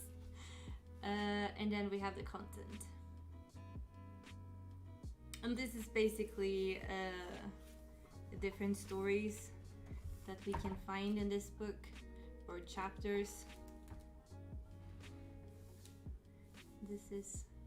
These are black and white, I'm guessing. The illustrations. Never read it.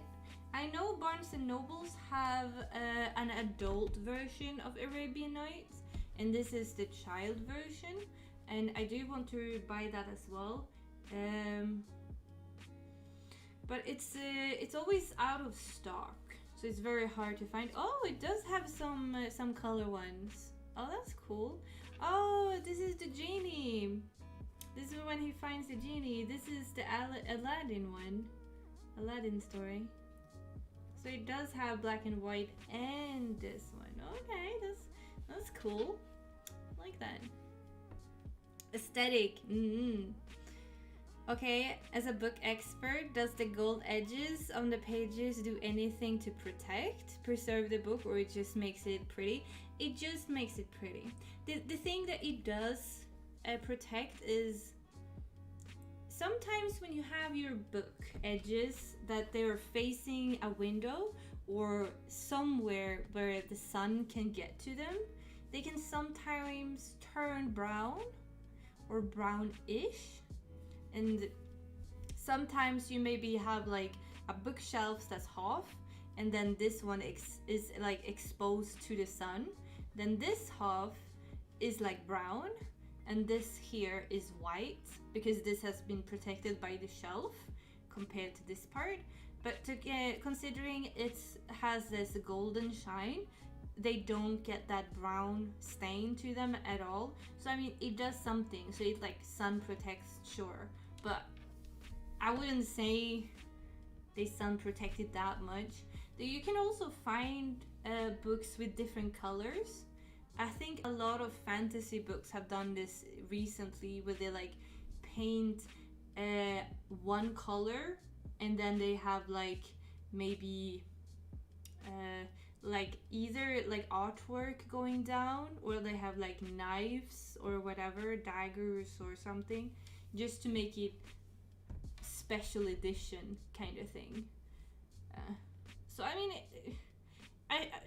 it's a thing, I guess, you know. But the ones with normal colors, they can fade. So like if it's pink, I've seen a couple with like pink. You can have like brighter pink up here and then like darker pink down here, because the sun is like taking away the pink color. But I have not seen the golden fade, so I'm not sure if it's just gold who doesn't fade and other colors do. Like if you have black and you expose it to sun, it can go gray. So interesting, I didn't know that. Thank you for explaining. Yeah, of course. Aladdin 2 looking wild. Yeah, kind of does, doesn't it? So yeah, kind of cool. Oh my god, look at this. Look at the crazy fish. He's like, wah, wah. Wait, is that fish trying to eat a turtle? What? I didn't know fishes ate turtles. Is it a turtle? Oh no, it's a guppy. Okay. Kind of funny. I saw fishes on 100 and 200 cubits long. Damn, that's some long ass fishes. Oh, but yeah, kind of cool, yeah. Let me show you what I mean with painted edges for you guys who haven't seen it. I kind of want to show it because it's kind of pretty. I myself don't buy them because it's usually on books that's young adult fantasy-ish books. Books, color edges.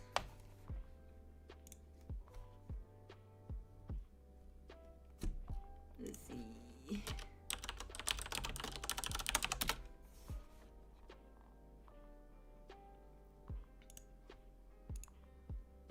Yeah, we can take this one. It's okay. Oh shit, that was a lot. Oh, there you have a couple of color edges.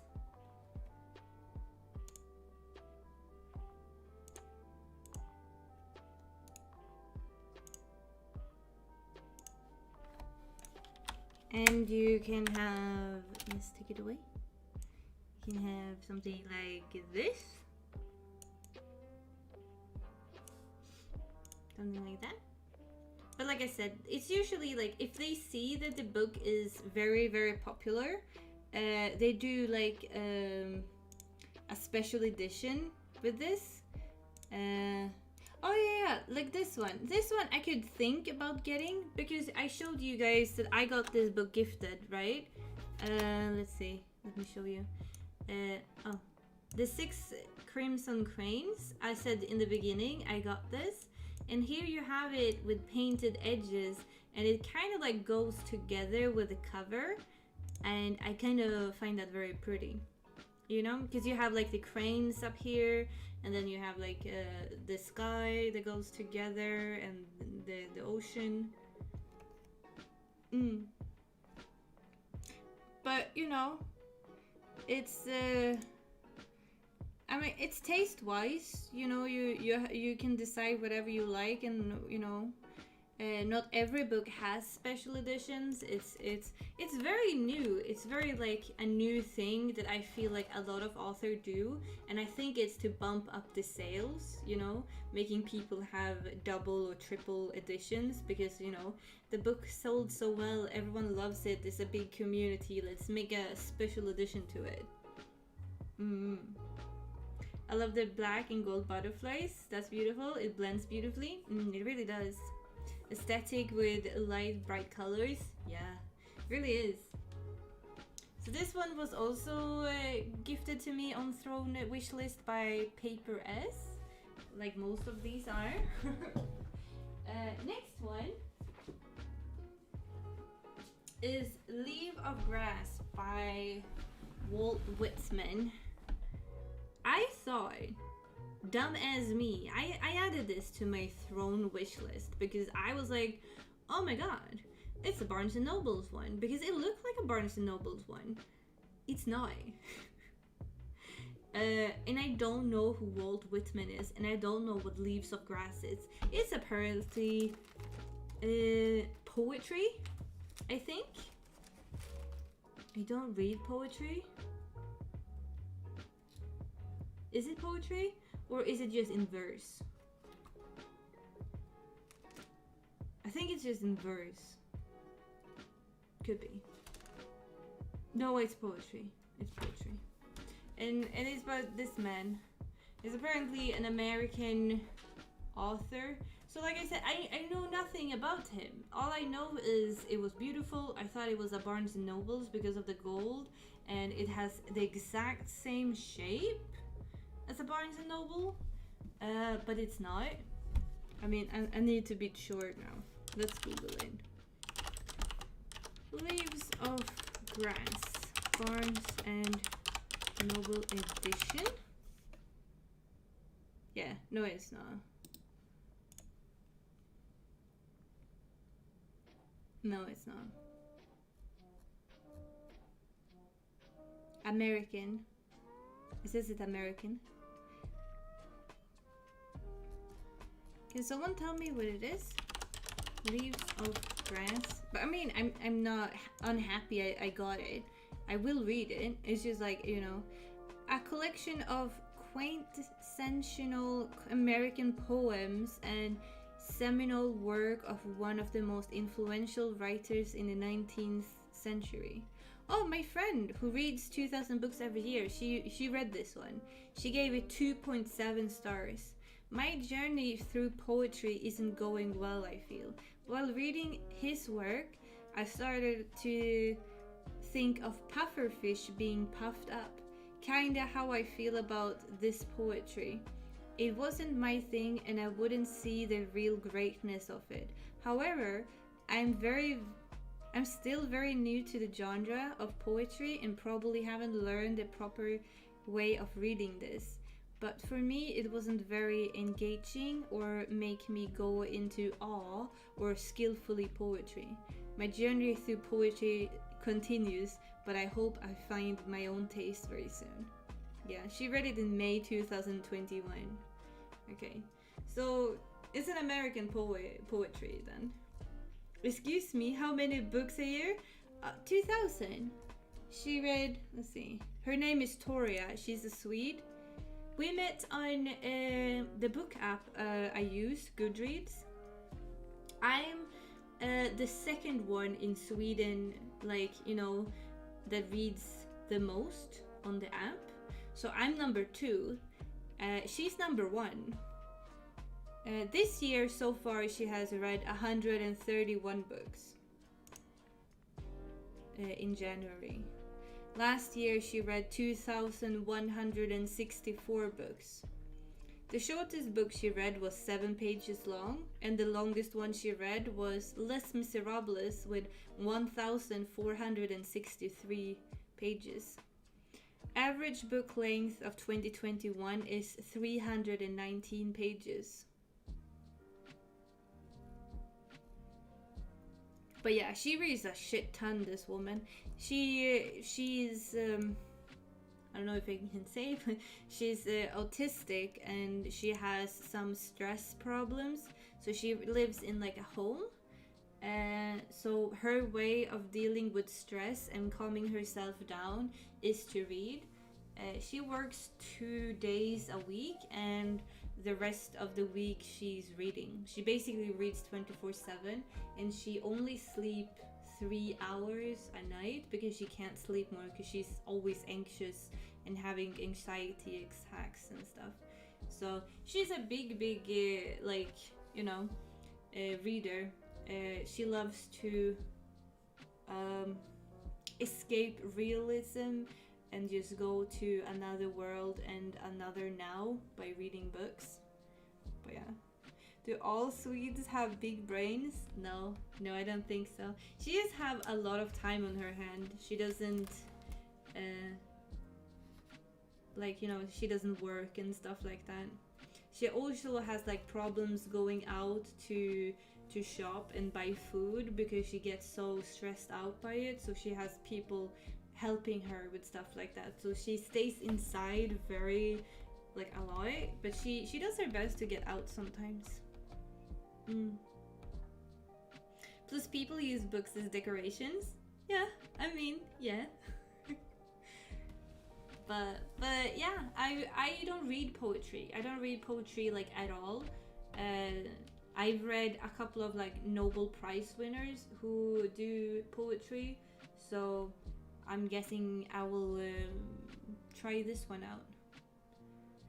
You know, but what I can see on like people's reviews is that they feel like the author himself thinks he's the greatest and the best, and he's just like, look at me, I'm great. I don't know. I will read it. We will see what I think about it. Another book I got also from Paper S is Mark Twain collection. Oh, this is on the other hand, this is a Barnes & Noble classic. And it has The Adventure of Tom Sawyer in it. It has The Prince and the Pauper. The Adventure of Huckleberry Finn. It has the Connecticut Yankee in King Arthur's Court. And it has the Tragedy of Puddinhead Wilson. Yes. This year I've told myself to read Huckleberry Finn.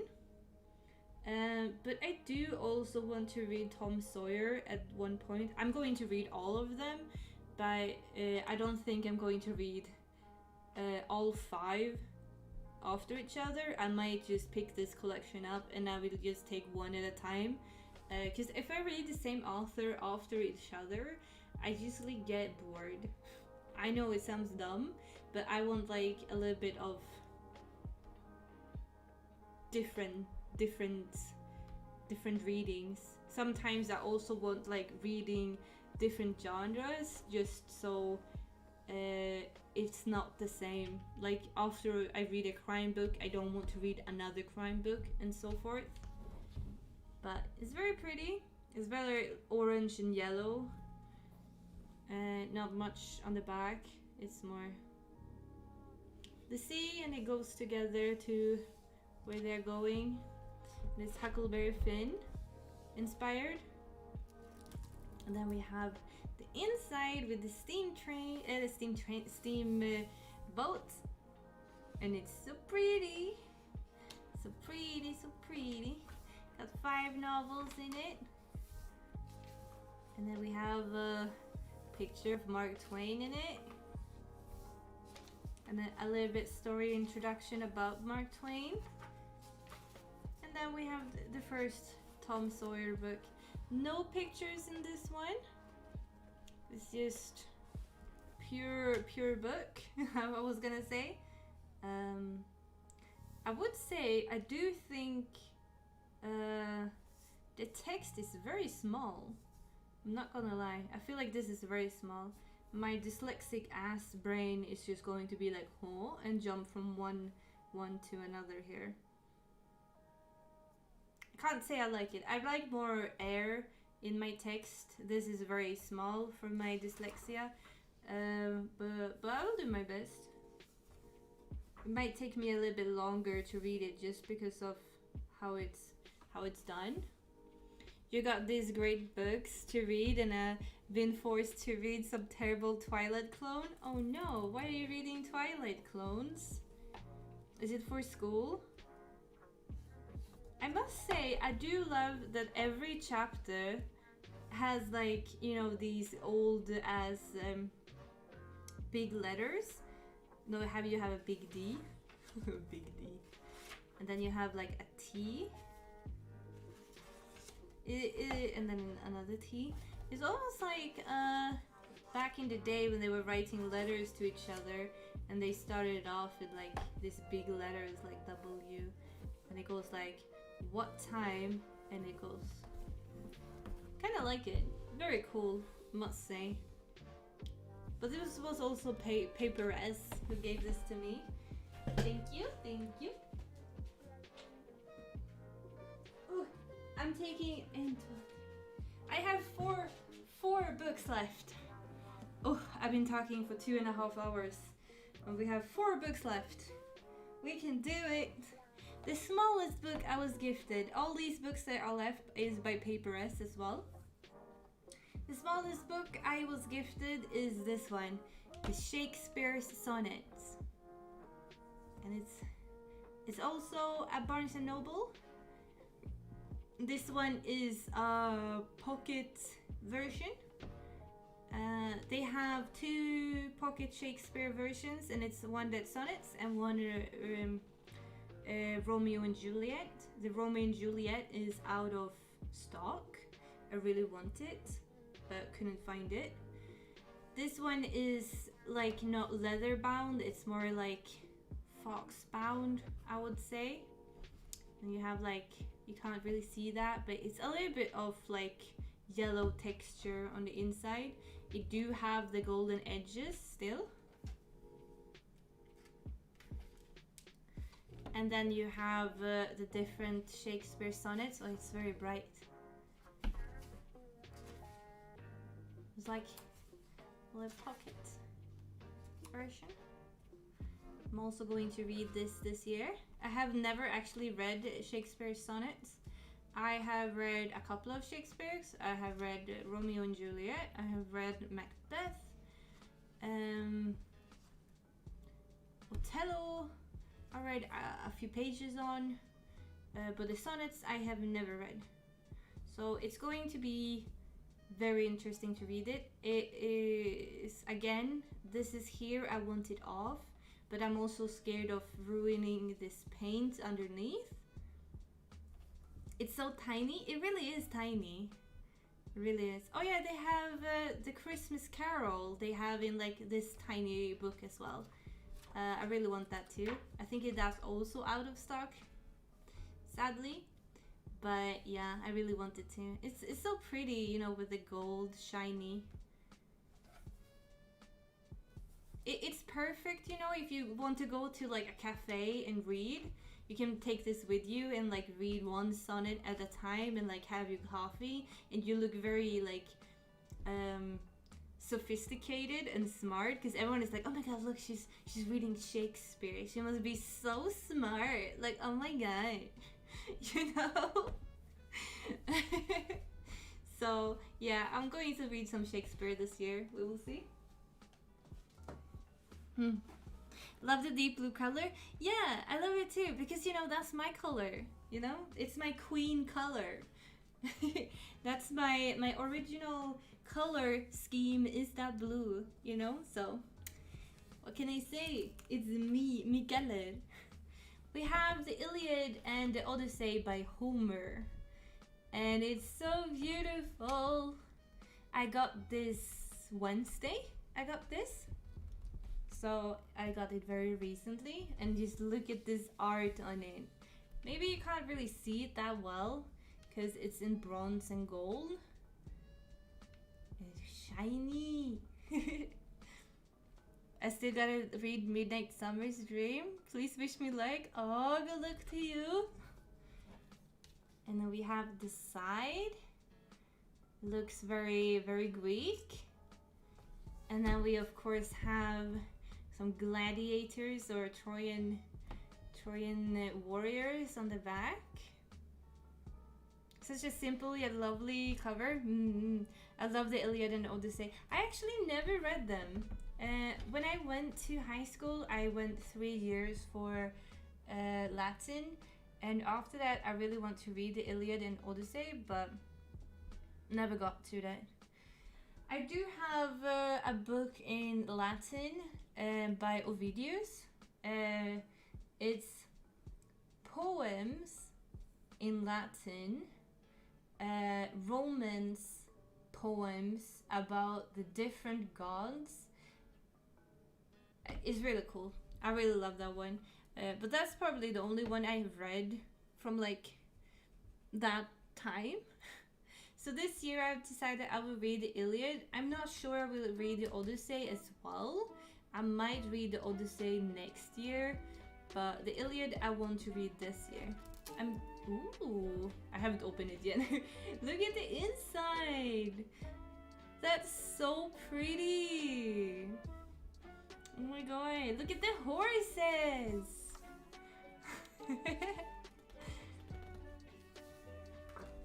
And some green. And yeah, the Iliad, the contents, preface, principle. Yeah. Also has the golden edges. All Barnes Nobles have, like I said. Also something I haven't showed you is also something all Barnes Nobles books have, is they have these. You know, in the same color scheme as the books have. I haven't showed you because I kind of forgot it might be important. But you don't need any bookmarks because you have these, you know, in the book. Perfect.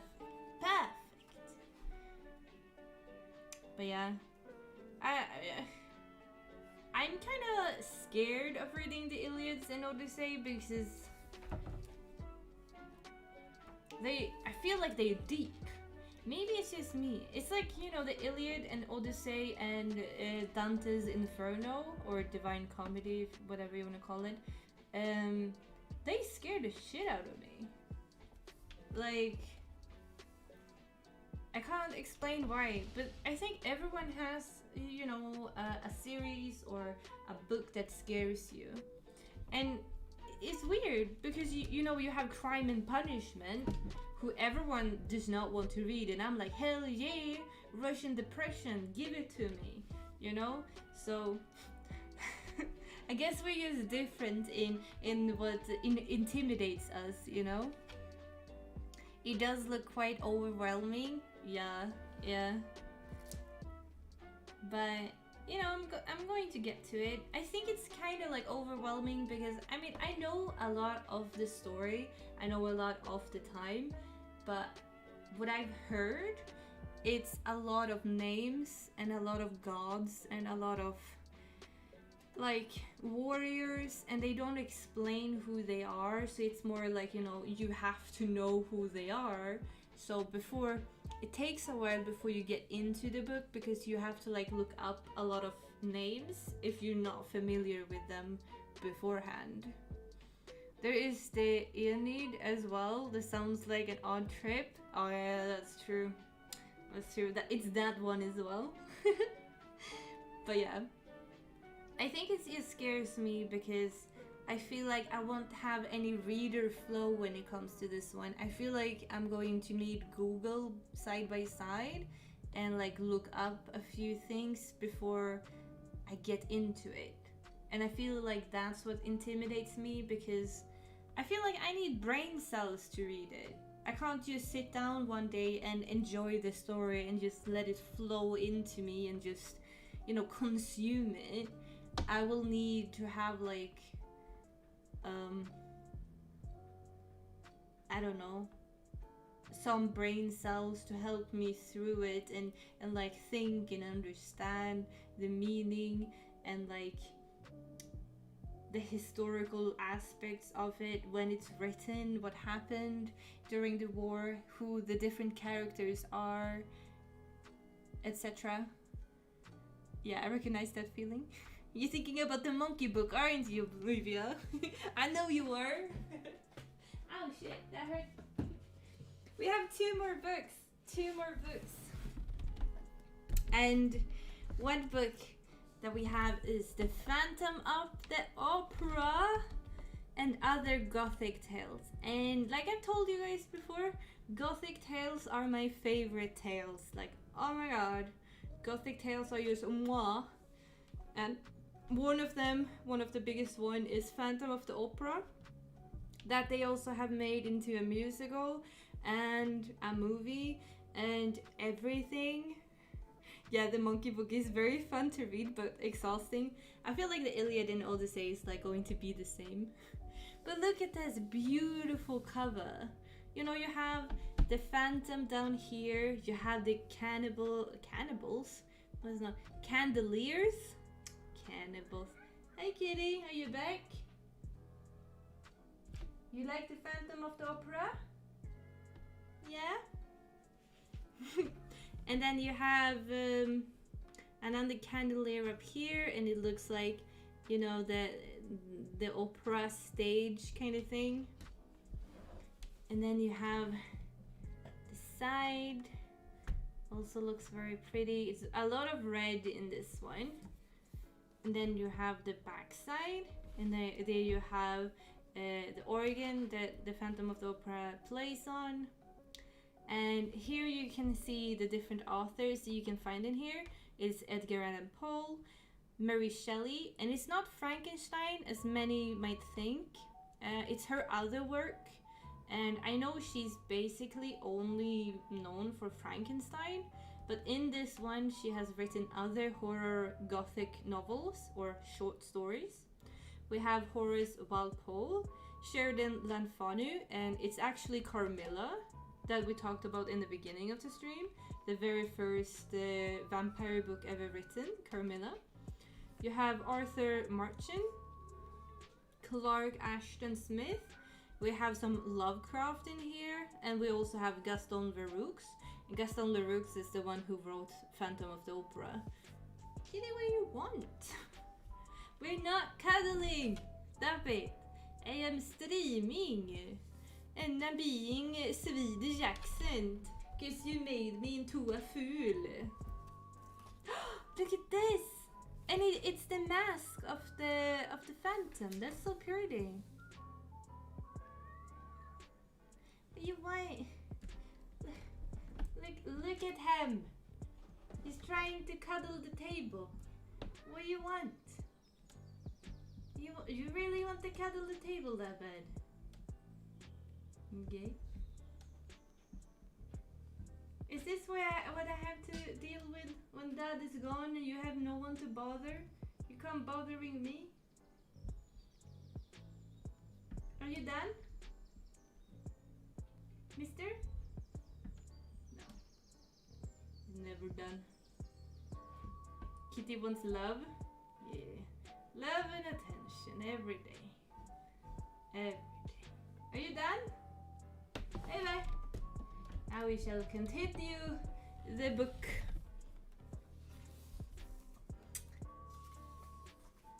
It's so pretty. Oh yeah, here we have the content. Kitty, stop it. So we have the Sandman. The transformation from Mary Shelley, as you can see, is not Frankenstein. Here you have Carmilla, as I said. Ooh la la.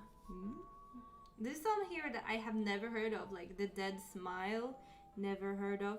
The Family of War Dog, never heard of. The Spider by Hans Heinz Evers, never heard of. The Ghost of Mohammedan, again, never heard of. But I love Gothic tales, and this is like a collection of a lot of Gothic tales, plus Phantom of the Opera. The Phantom of the Opera is at the end at 613. Whoa. Whoa. Let's see. And then we have like beautiful up here when a new short story starts, The Secret of the Growing Gold. Oh, it's Bram Stoker who wrote this, the guy who wrote Dracula. Oh, that's cool. I haven't read anything more than Dracula from him. It's gonna be cool to read some short stories, and I might wait with this until more autumn feelings, because I feel like it would be great to read it during Halloween and Christmas, because Gothic really is dark. It's not always like horror, it's more like dark, airy, mysterious. It's more, what do you call it? It's very atmospheric, like atmospheric horror. It doesn't have to be like up in your face and creeping you out, but it's more like, you know, that atmosphere that you get. And that's what I really like about Gothic. So, wait, is that a lot? No, we have one book left. One book left. One book left. Da da da da da. And this one is also a Barnes Nobles special edition. This one is the only Barnes & Nobles leather-bound classic that doesn't have gold edges. I know, what the fuck? Everyone has gold edges, but not this one, because this one has red edges. My god. Mind blown. What? And it has blue on the sides. Can you guys guess what book this is? We have red and blue. I mean, it's gonna be very hard to figure out, to be honest. But you can see the thickness of the book. Ooh, the thickness. What could it be? What could it be? Let me show you. It's The Great Expectation by Charles Dickens. And look at this, the clock. So pretty. This is also, I'm going to read this year. Don't know when I'm going to read it. This book is thick. It's a thick boy. All Charles Dickens books are thick, to be honest. But I feel like this one is the one who has like a more common spine. If you look at it, it's very classical. It looks very like, you know, because this is one of the first leather-bound classics that Barnes & Noble did. So it's not as thick. It's actually very light compared to others. The others one you that you break your hand. What the fuck, kitty? What did you do? He found a hair tie and he's having it in his mouth and he's like like a dog. Such a weird cat. But yeah, this is one of the first Barnes & Nobles that they did. So it doesn't look like the other ones. But I mean, that's the beauty of it. You know, it's one of the first ones. So it's very special. It's out of stock. After Paper S bought this for me, it's out of stock. I couldn't find it anywhere. I could find it as like a paperback, but this is like hardcover. You can't find the hardcover anywhere like them. All these Barnes & Nobles, by the way, cost between $30 to $250, depending on what year it came out. The one who cost $250 is the Narnia one. I don't have it. It's really hard to find it. I don't really want to find it. I don't like Narnia. I know, I'm sorry. Kill me if you want, I don't care. But this is like, what? They have a sticker inside? What the actual fuck? I haven't opened the book yet. Let me see what it is.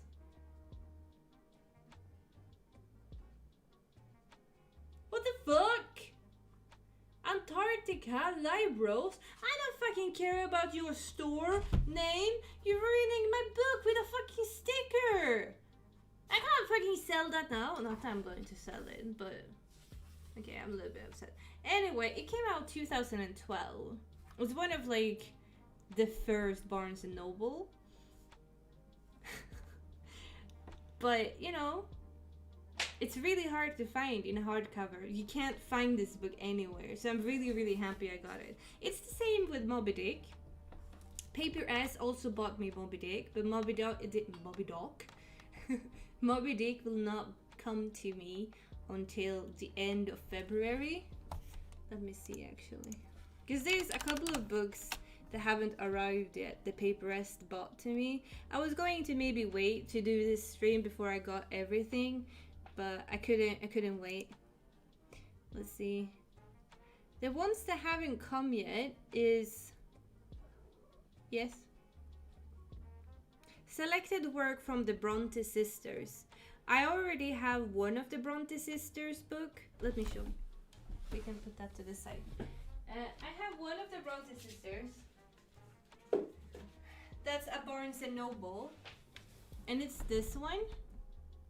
It's 3 novels, one from each sister.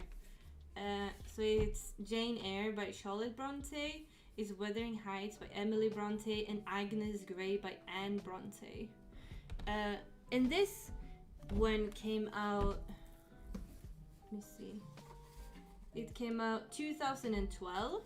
Again, this one is really hard to find now. And this one,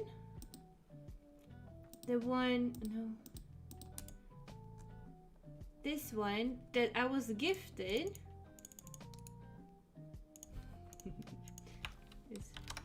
it's also a Barnes & Noble's Bronte Sisters, but that one has Jane Eyre, Wuthering Heights, and The Tenant of Wildfell Hall, and that one came out 2021.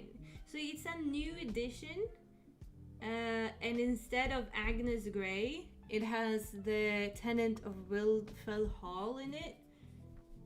I mean, look how pretty it is. I got the lilies in down there, and it's just so pretty. Oh my god. What kind of monster of a bookstore definition? Yeah, defaced in books like that. Exactly. Who does that? Like, why would you put it on like the page? Oh my god, yeah. I'm not gonna bother with it. Another book that's under its way is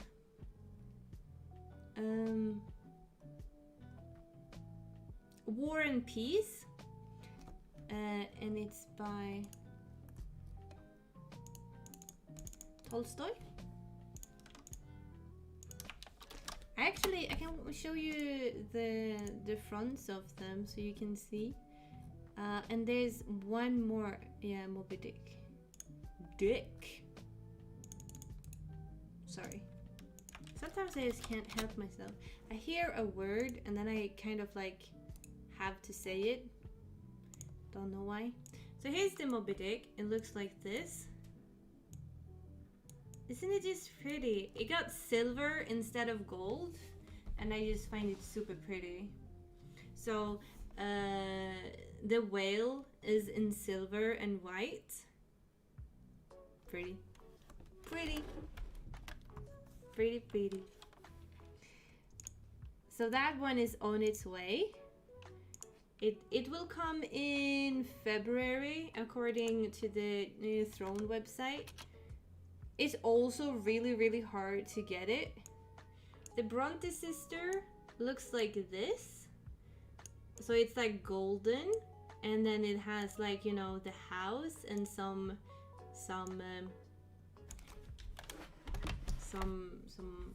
flowers. But as you can see, it's like very different because this one I have is only flowers, and that one has like a little bit of a house and like a little bit of field, so to speak.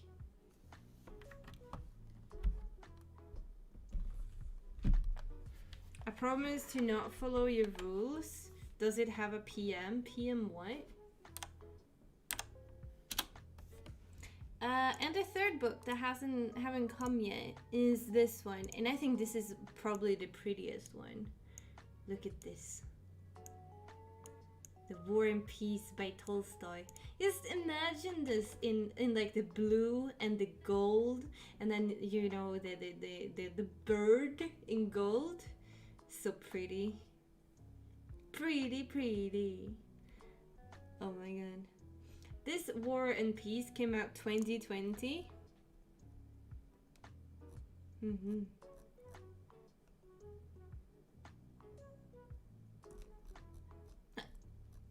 Hiccup. My stomach doesn't hurt anymore. I don't have to puke anymore. So that's something. No peace, more war, please. Hello, okay. Illiterate person, I assume. But yeah, those are the books that's we're waiting for that haven't come yet. And yeah, this is all the books that I've gotten so far.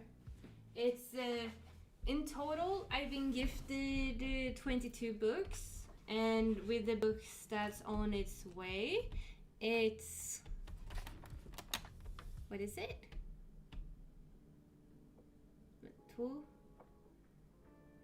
25? God damn it.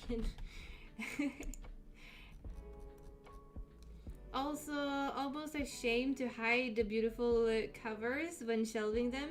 Yeah. Hi Tanji, what is that? These are my hands and my books. I've been showing all the books that you guys have been gifting to me. So far I've been gifted 25 books, and I wanted to show them because they're so beautiful. And I wanted to say like a personal thank you to everyone for gifting me the books. So it's been a stream with me talking about books for 3 hours now. I like the cover. Yeah, this is The Great Expectations by Dickens. Beautiful, beautiful book. Seems pretty boring? Well, leave then. Nobody wants you here anyway. You have a small PP, and we all laugh at you, especially when you get banned. Like, oh my god, I'm going to cry.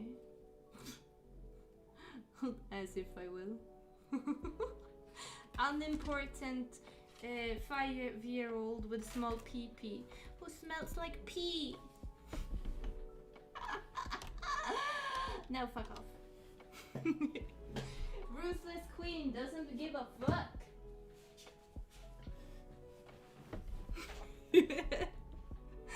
I'm mean, come on. If you have a small pee-pee, why come to this stream? I mean, look at it.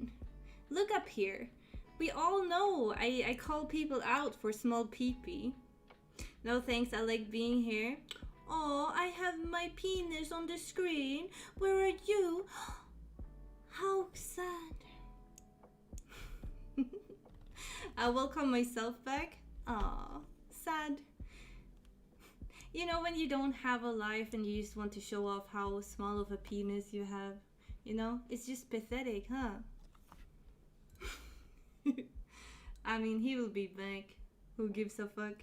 The stream is anyway over because it's 1 o'clock here. It's the same guy. Yeah, it happens. It's 1 o'clock and I have showed you all the 22 books that I wanted to show. Blocky block. See, clipping at the power. Power of blocking the piece of shit. Show us the book. What book? I already showed you all the books. You used late. You used late. Screw you books and boring for old people. Your titties are nice. You can't even see them. How pathetic are you? You know, how pathetic must you be to, you know, wank your little wiener to anime boobs that you can't even see? It's not even any cleavage. What do you mean my head buns? Are these giving you boobalicious? Is this what getting you turned on by? You know, you see balls and you're like, ah yeah, let me wank my small penis. Like sex on Discord? I don't think so. Way too small dick for me. Right, kitty? Yes. Me collecting money just to buy a Lord of the Rings book, but ends up spending the money. Oh, speaking of the Lord of the Rings, because you missed it, I actually got Lord of the Rings. Look at this. Ugh, it's so heavy. Look. Look. I got a big box of all the Lord of the Ring books. Are they not pretty? Ugh. See? I got them gifted to me. All of them. All pretty. Pretty.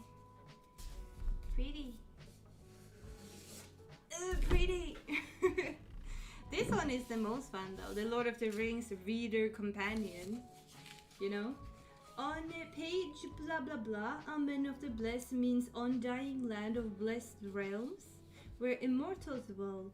See note on page 1035 to understand more what this means. Okay. They look so nice put together. Yeah. Did you get those? I got them on Amazon. Paper S donated them to me, or donated. He bought them and gifted them to me through my Throne wish list. If you guys want to, you can buy me books. Ooh. Oh yeah, they are in like a black box all together. So like, if you ever want to support me, I prefer you guys buying me books over you guys donating to me. I'm weird like that, but it's like Christmas every time I get like something gifted to me, you know? And not all books are, you know, expensive books. Most books are like, you know, $10 maybe. There are some that are more expensive on there that are like special editions, but that's all. Hi Raymond, how you doing?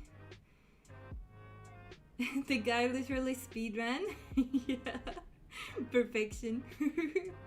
Being pathetic in any I mean, the funny part is I never get people like this. I kind of find it funny. I come in your food. Pathetic names. You know, that's when you know you're talking about, you know, a 5-year-old. When I started streaming, I thought I would get more of those, but you get more of those people on Twitch, on YouTube streaming, which is why I prefer YouTube. You don't really have that problem. Not like the same amount of problem. Fair warning, if you donate, Queen yells at you. Yeah, I yell you have small penis. Because it's true! I mean, you guys do have small penises until I say otherwise. I mean, read the note up here. It says small PP. Right, kitty? Yeah, he agrees with me. He said meow. Meow. Lamo, for depressed people want attention. Yeah, they don't get the attention from me though. Fuck them. Meow.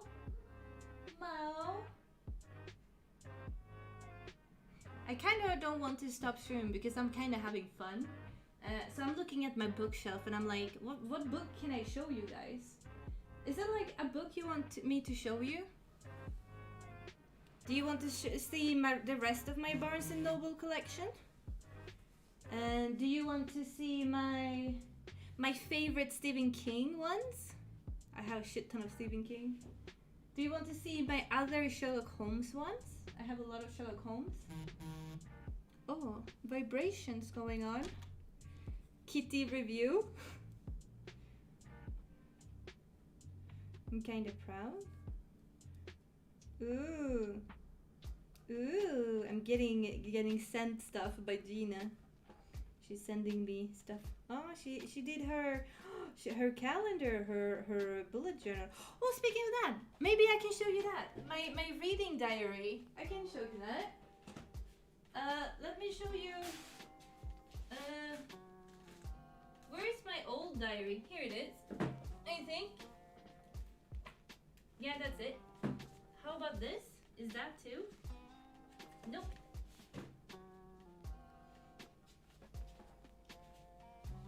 Oh my god. Gina is giving me ideas. Why those books cover so damn good? Buzz buzz.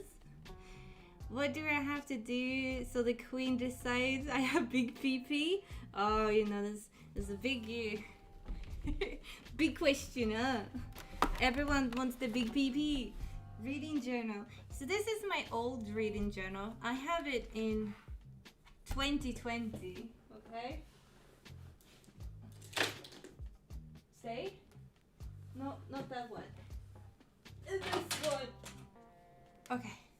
And this one is my one for this year. So I will show you my old one first. Kitty, can you move so I can move? Kitty. Cables. There we go. Okay. Journal? Yes, yes. You should read the Queen's personal journal. Holy shit. No, it's a reading journal. It's nothing super personal. You don't have to be worried. But I need to say first, before I open this, I'm really bad at writing pretty. And I'm really bad at drawing. And I'm really bad at doing themes that's pretty. Gina does shitty good stuff, like pretty stuff. And then you have me just half-assing everything. Queen's journal. Yelled at chat. They have small PP. But it's not my fault that you're born with small PP. You know? And the only way it grows is by me saying you have big PP. I feel I do not give her the power. oh, that's my real name. Wait. Okay, here we go. To read in 2020. As you can see, I had pink for books I read for work. And then I have blue is books I want to read for myself. And then green is they are both for work and for myself. I realized I read way too much. I did not have enough space for more books. But as you can see, it's more pink than blue. So I definitely read more for work than I did for myself 2022. Lamo says, It was just my first name. My first name is the most common name in Sweden, so it's not going to be very cool for you guys. And then I thought wanted to like put all the covers of all the books I read that year. It looks pretty. It does, if it doesn't stick.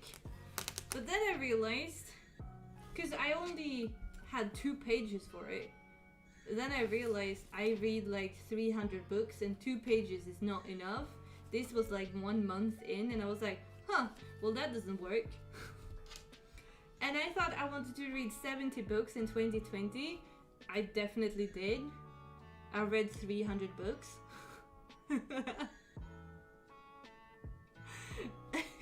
Looks dumb.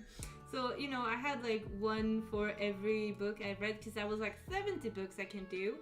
And then I realized I did more.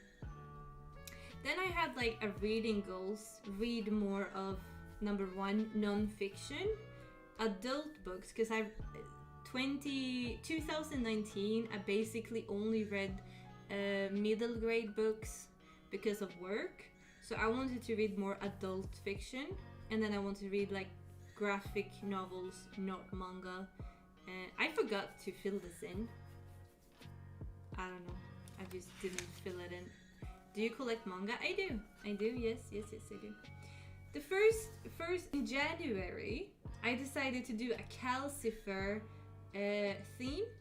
And Calcifer is from, you know, House Moving Castle. And then you have small calcifers. And TBR means to be read. So these are like my top 5 books I wanted to read that month. And when I look at it, it's work, work, work, work, not work. 4 out of 5 was for work. Damn. Here's my favorite quote. We are the voiceless ones. Oh, that's Thornhill. This is my favorite book of the year. God, I love that one. Look, I drew Calcifer. He's kind of cute. Calcifer, cute. All I wanted was to have a friend, also from Thornhill. I don't suppose you would let me brush your hair, Ottilina. Oh, yeah, that was a very good middle grade book, Ottilina. Thornhill, if you haven't read it, great middle grade book. It's from like 12, 15 years old. It's told in 2 stories from the past and the present. And the present is told in pictures and nothing else. It's just pictures. So it's like, you know, from... Then you read from the past, it's like diary entries. And then you get to see the present, and the present is like in pictures. And then the past and the present kind of go together in the end. Great horror book. Especially if you don't like dolls. Really good. Yeah. No. Queen, bless us with your knowledge in manga literature. I can do that. I can show you, because I only have horror manga. I can show you if you want. These are the books I read that month. And then you have Howl and Calcifer. February, I did a Jane Austen theme. This is Pride and Prejudice. And this is a quote from Pride and Prejudice. If your feelings are still what they were last April, tell me now at once. My affection and wishes are unchanged, but one word from you will silence me on this subject forever. And she's like, it has changed, my love. I love you more than anything in the world. But yeah. My to be read list for February. Oh, it's sticky. Then I didn't do anything. I don't know what this was. Books I did read. Don't really know. And you can see, so it's normal. I don't. Then we have Mars. And I did Beatrix Potter book theme in this one. And this is Peter Rabbit. I never seen manga books where how many pages does it have? Manga books. Which one of them? I have kind of many. Then we have April. I don't know, I think I just did a pink theme. And that was it. I didn't do more. Because I didn't like this. I didn't like doing it. I did it for 3 months and I stopped. Because I did way too many. This is the one I'm doing for this year.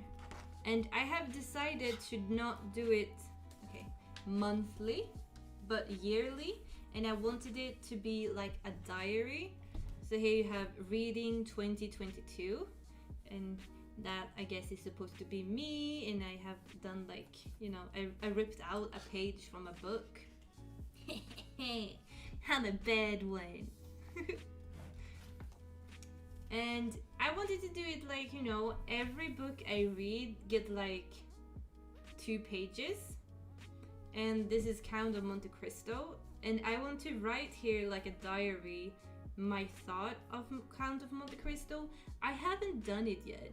Because I want to go to like a cafe, sit down, have like a coffee or like a latte or like a tea or anything. And I want to just sit there and write it in peace. And here is like the date, pages, author, and then my rank, what I ranked it as. So we have like Count of Monte Cristo, Sylvia and Bruno. That's Lewis Carroll, who wrote Alice in Wonderland. He wrote Sylvia and Bruno. And that's that book. So clean. That spread is so pretty, and thank you. Yeah. Kitty, step it. So then we have Wilder Girls. That's a young adult book. I haven't written anything in it. Queen Bee and Remy is gonna go for lunch. Hopefully we'll come back soon. But if not, I hope you have the rest. Yeah, thank you. Bye. Then we have Sleepy Hollow. It's Halloween themed. Vi kommer hem med hjärta today. That's a Swedish book. It doesn't have any translation, so I can't really say. But it's about seniors in Swedish society. And that's the ones I have done so far. And I have done 1, 2, 3, 4, 5. And I have read 16 books. Damn it. I have so much to do. I got so much to do. Did you want to see my Kitty, what the fuck? What is this? He's sleeping on my computer. Why are you doing that? Why are you sleeping there? Excuse me, sir. You're sleeping on top of the computer. Don't sniff on them. Wait, can I have it upside down? Ooh. What will you have to say for yourself? Poke, poke, poke, poke. God damn it. Such an annoying little piece of shit, isn't he?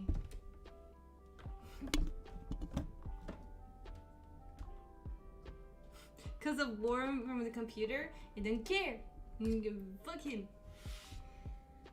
I can show you my favorite horror manga if you want. I'm not gonna show you all of them. I'm just going to like pick my favorite ones. Okay. I need to take my headset off to do that. Okay. That one is pretty good. Then the rest is here. That and that.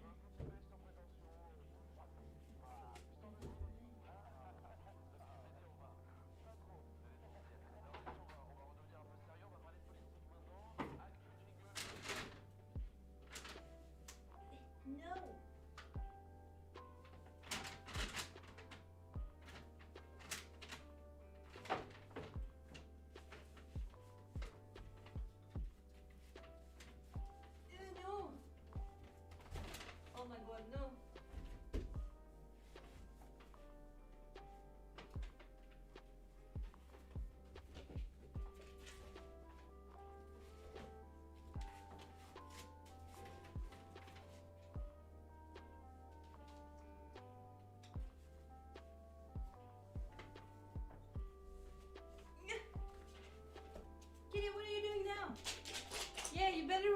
piece of shit.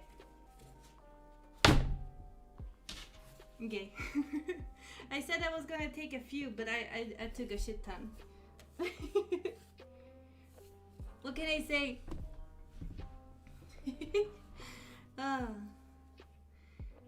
Let's see. One of my favorite mangas is, the Japanese horror movie, The Grudge, or Yuan as it's called. I have it as a manga. And it's not one, it's 3. This is number 2. It looks the prettiest compared to the rest. So the Grudge, that's top tier scary, Scary stuff. You should really read it. The Grudge. Classic. And then we have The Grudge is my favorite horror movie, really. The guy who did The Ring, the book The Ring, also made a book called Dark Water, and this is Dark Water as a manga. Dark Water is also a normal book like The Ring, the Japanese horror, and Dark Water is also a movie. So you see the author from Ringu, The Ring. So you have that, Dark Water. Great. Speaking of The Ring, I also do have The Ring. As a manga, I do have The Ring as a normal fiction because it was a fiction to begin with, but here we have The Ring as a manga as well. Also great. When I read manga and internet is too short, I wonder how many pages does a manga book have? 189. It usually has 200-ish. Around 200. Yeah. Oh, it's a manga? Yes, it is. And then we have, I don't know if many knows of this one. It's called Limit. It has 6 books in this, and it's about a class who is going for a trip in a bus, and then the bus goes over the edge and crashes. And it's like Lord of the Flies. Like the class, a lot of people dies, but the people who survive have to survive a little bit longer. But everyone starts getting egoistic, and everyone wants to survive, but and this girl is in the popular group, and she and the popular girls just want to survive, and they're like, everyone loves us, like, oh my god. But then you have the bullied girl who's like, I can finally take revenge and fuck these people, and she has a knife, and she starts just cutting people up, and she's like, fuck you and fuck you and fuck you, because she's like, people already died, it's not weird if more people would die, because just throw them into the crashed bus and nobody would notice. But she's a little bit weird. She does. Here's the bullet girl. She has devil stuff, and yeah. It's not really horror. It's more crazy person going crazy and who will survive in the end. And it's also everyone. There's no one who's good in this book. Everyone is evil, and everyone has a back agenda, and that's kind of what I like. It's kind of they are very human. But I do really like this one. It's a good series. And I'm not saying the bullet girl is not the one who ends up maybe killing everyone. Even if she threatens to kill everyone, it doesn't mean she's going to be the one who murder people. There's more people in this one who might be murderers, But yeah, you said Junji Ito. Same. I love him. My favorite of him is Tomie. It's also made into multiple movies, but Tomie is one of my favorite. Tomie is basically, it's a curse about a girl who's cursed. She's super beautiful, and she's so beautiful that every man goes insane for her. Even some girls go insane for her, and they always go so insane that they want her for themselves so much that everyone feels like they have to murder her to keep her for their own. So it always ends with her getting murdered. She doesn't always do things. Sometimes she kinda wants to get revenge on people, but she doesn't always do that. But her curse is that she can't die, so she keeps on living, and she get like reincarnated all the time. And like the story is about like different guys cutting her open and wanting to kill her, and here you see like her face, but she's still alive. Usually like they love her so much that they kill her, and then they kill her themselves. But yeah, Tomie is my favorite. I really like them.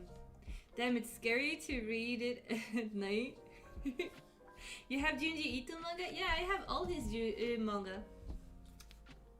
It's great. But that one is my favorite. Another favorite author of mine is Shuzo Oshimi. He writes great manga. He doesn't have a lot of dialogue in his manga. He's more of like, if you open it, I mean, it does have some bubbles, but it's mainly pictures.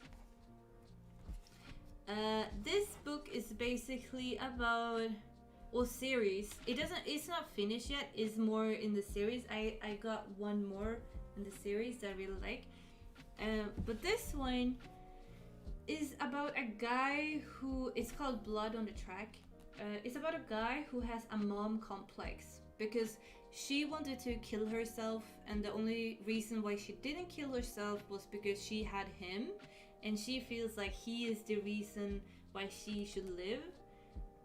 But sometimes she feels like life is not worth living because she's not happy in her life, and if he leave her, she doesn't want to, live. So she has like a very strong bond with him, but when he starts school, she feels like the teacher is taking him away from her. She's also feeling like girlfriends is taking him away from her, and his friends is taking him away from her, and she's just wanting to like eliminate all of them. But she doesn't eliminate them by killing them, that sounds like the most normal way, but she's just like brainwashing him into loving her more than anyone else, and she's like threatening him that she will kill herself if he doesn't choose her, kinda. So it's like, it is a horror, but it's more like a relationship horror. Like, it's weird, and it creeps under your skin, like if you had like a mom like this, because she's so manipulative, and she's so weird, and he can never have like a normal relationship with anyone, ever. He has to stay with his mom all the time. So it goes from, he's born until he gets older and older. Really good. I do recommend it. He writes really weird, fucked up things. This one is the most fucked up thing I've read in my entire life, I think. Yeah. It's called the Lycan Light Club. It's only one book, and it's about a club who wants to do like a ritual of some sort, like a sadistic ritual, and there are gay people here. They are jerking off on a girl. Yeah, that's very, very nice. Small pee-pees on them. they kidnap a girl that they're going to sacrifice, and they want to kill her basically, and they have her, and they want to be like, you know, let's her take our virginity, and they eat like a lichen fruit of some sort, and they think that's going to give them youth forever. And there's some rapes in it, and there's some torture scenes, and it has guy on guy action scenes from like the leader raping another guy in the group. Then they're like creating a Frankenstein monster from body parts, and this monster falls in love with the girl who's kidnapped and being raped, and she's the only one who can control him. I don't know, it's kind of fucked up, but I couldn't stop reading it. But I do say, I mean, it's age 18, and yes, it does have a lot of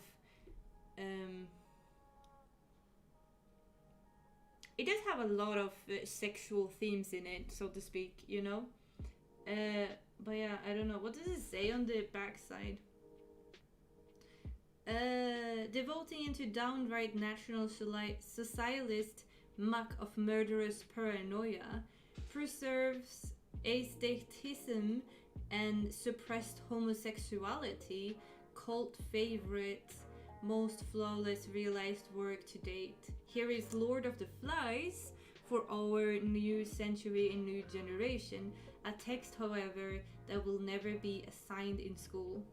Yeah, so it's basically Lord of the Flies and suppressed homosexuality. Yeah, the story manga, I understand. Yeah. I like this one, Blood Plus. I don't have much to say about it. It's about this girl called Saya, and she's a vampire, and she has her like companion or butler. But what is his name again?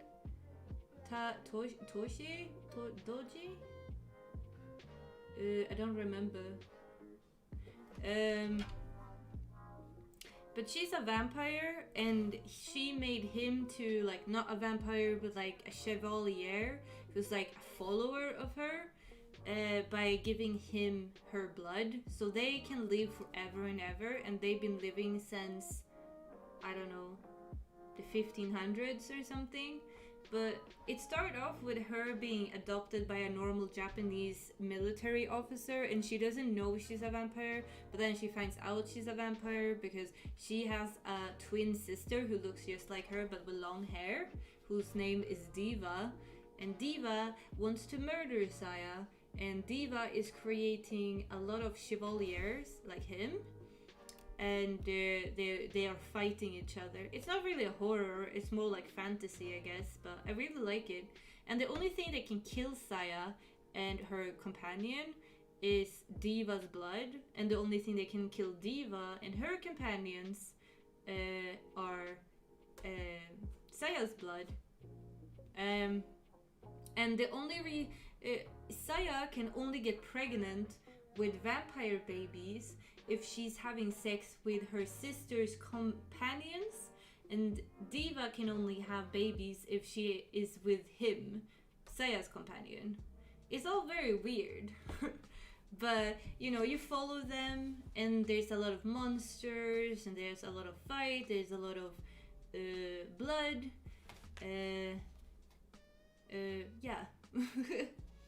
Pregante. But, you know, oh, Haji, his name is Haji, that's it. And he's playing the cello. Yeah. There's like 5 books in this series. I don't think the manga is as good as the anime. The anime is oh blah blah, you know, so watch the anime. Another one from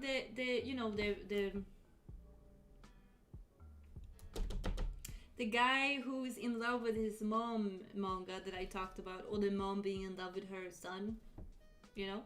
The same author also made this Inside Mari, who, hey sup, hi Phil, sup. That's some complex vampire lore. It sure is.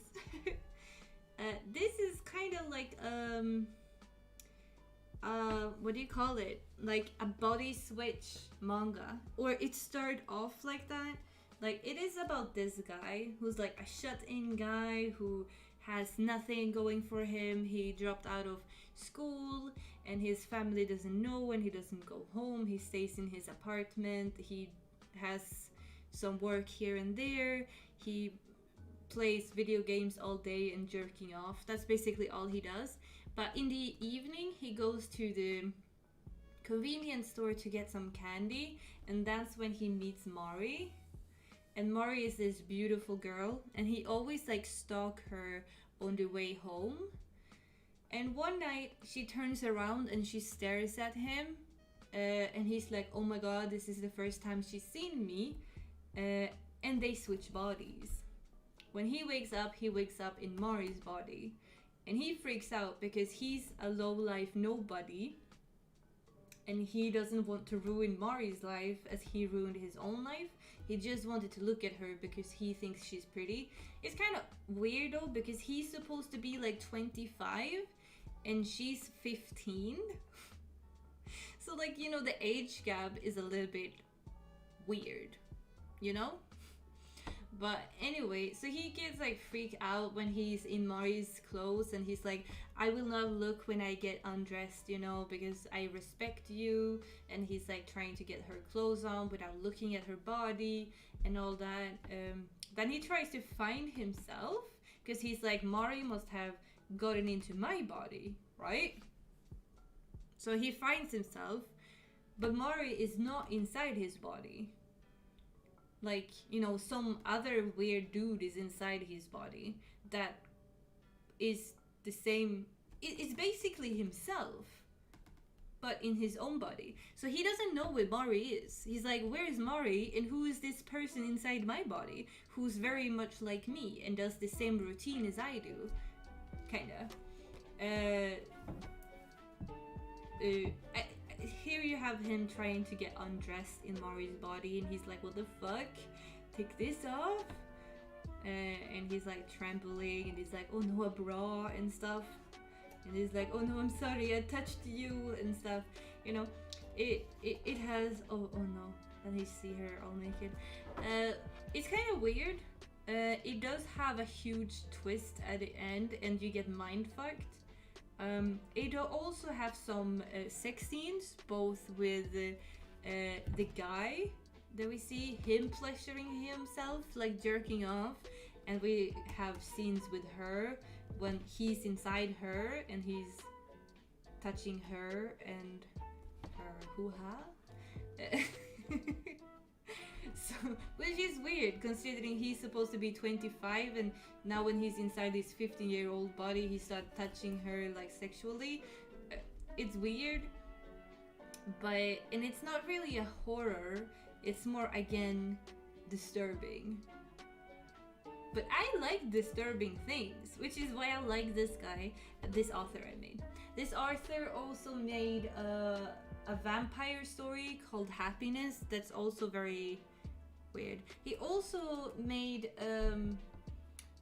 one called Flower of Evil. I think that's one of the most famous one of his. FBI, open up, yeah. The lewd stuff doesn't happen until book 3, I think. So you're good the first 3 books, and then it gets, and then you have apparently Mari has a stalker in class, and she's like, you're acting weird, you're not acting like Mari, where's Mari, and who are you? And then Mari has to tell her, like, or the guy has to tell her, like, yeah, I accidentally ended up in her body, I don't know what to do. And they together try to figure out what happened to Mari and where she went and where her body is. I kind of hate those kind of MCs. I can say like this though, the big twist in the end, this guy is not inside her body, okay? This guy, this author, never writes supernatural or magical things, so people changing bodies would never happen in his universe. His plot twists are more mental illness related. So yeah, you're led to think he's inside her body, but he's not. You just think so. Now I kind of ruined the ending because I'm guessing you figured out she has multiple, personality disorder. But then we have this one. I like these series. One is called Judge, one is called Doubt, and one is called Secrets. And it's a story, it's the same author called Yoshiki Jonogai. And this one, Judge, is taking different people and putting them into the same place and then saying, hey, you're now stuck in this place and I have kidnapped all of you and you have to follow my rules if you want to get away alive.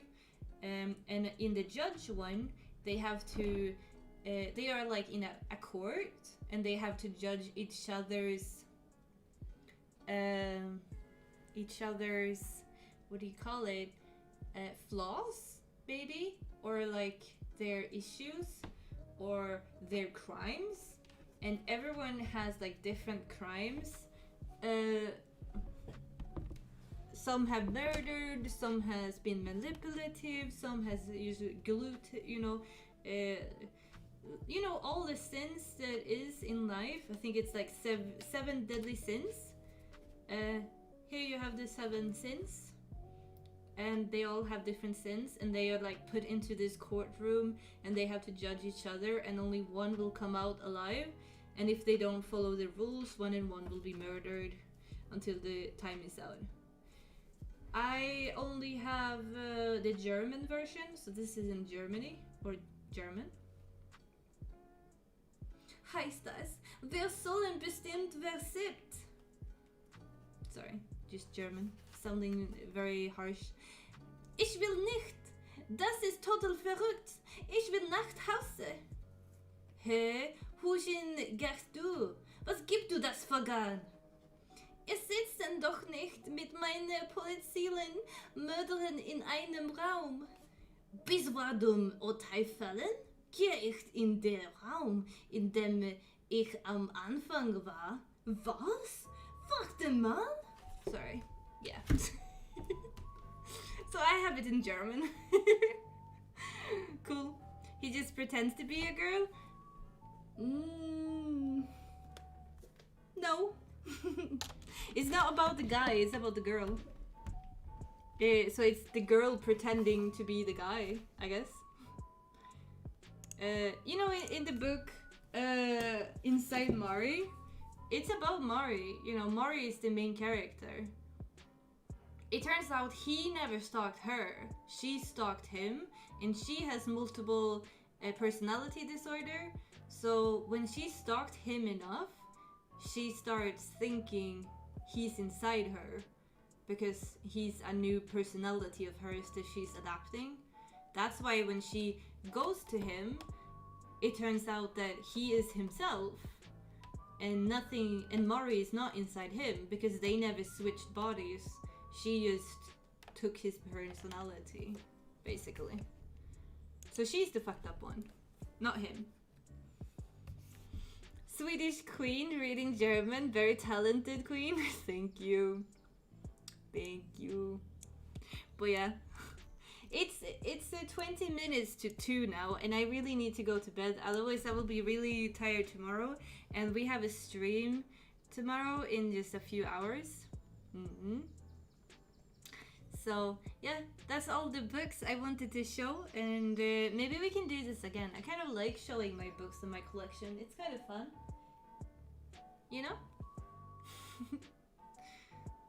So that's why. Yeah, that's why. But thank you everyone for stopping by and chatting with me and hanging out with me.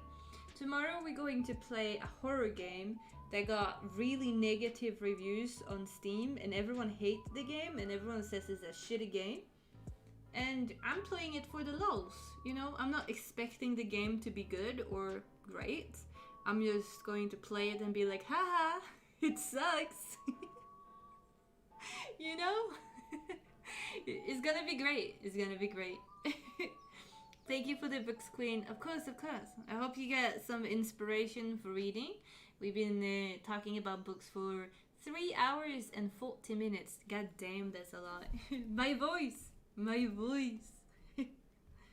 Good night, everyone. And I hope you enjoyed it. And much love to everyone. Bye-bye. Kisses. Mwah. Mwah.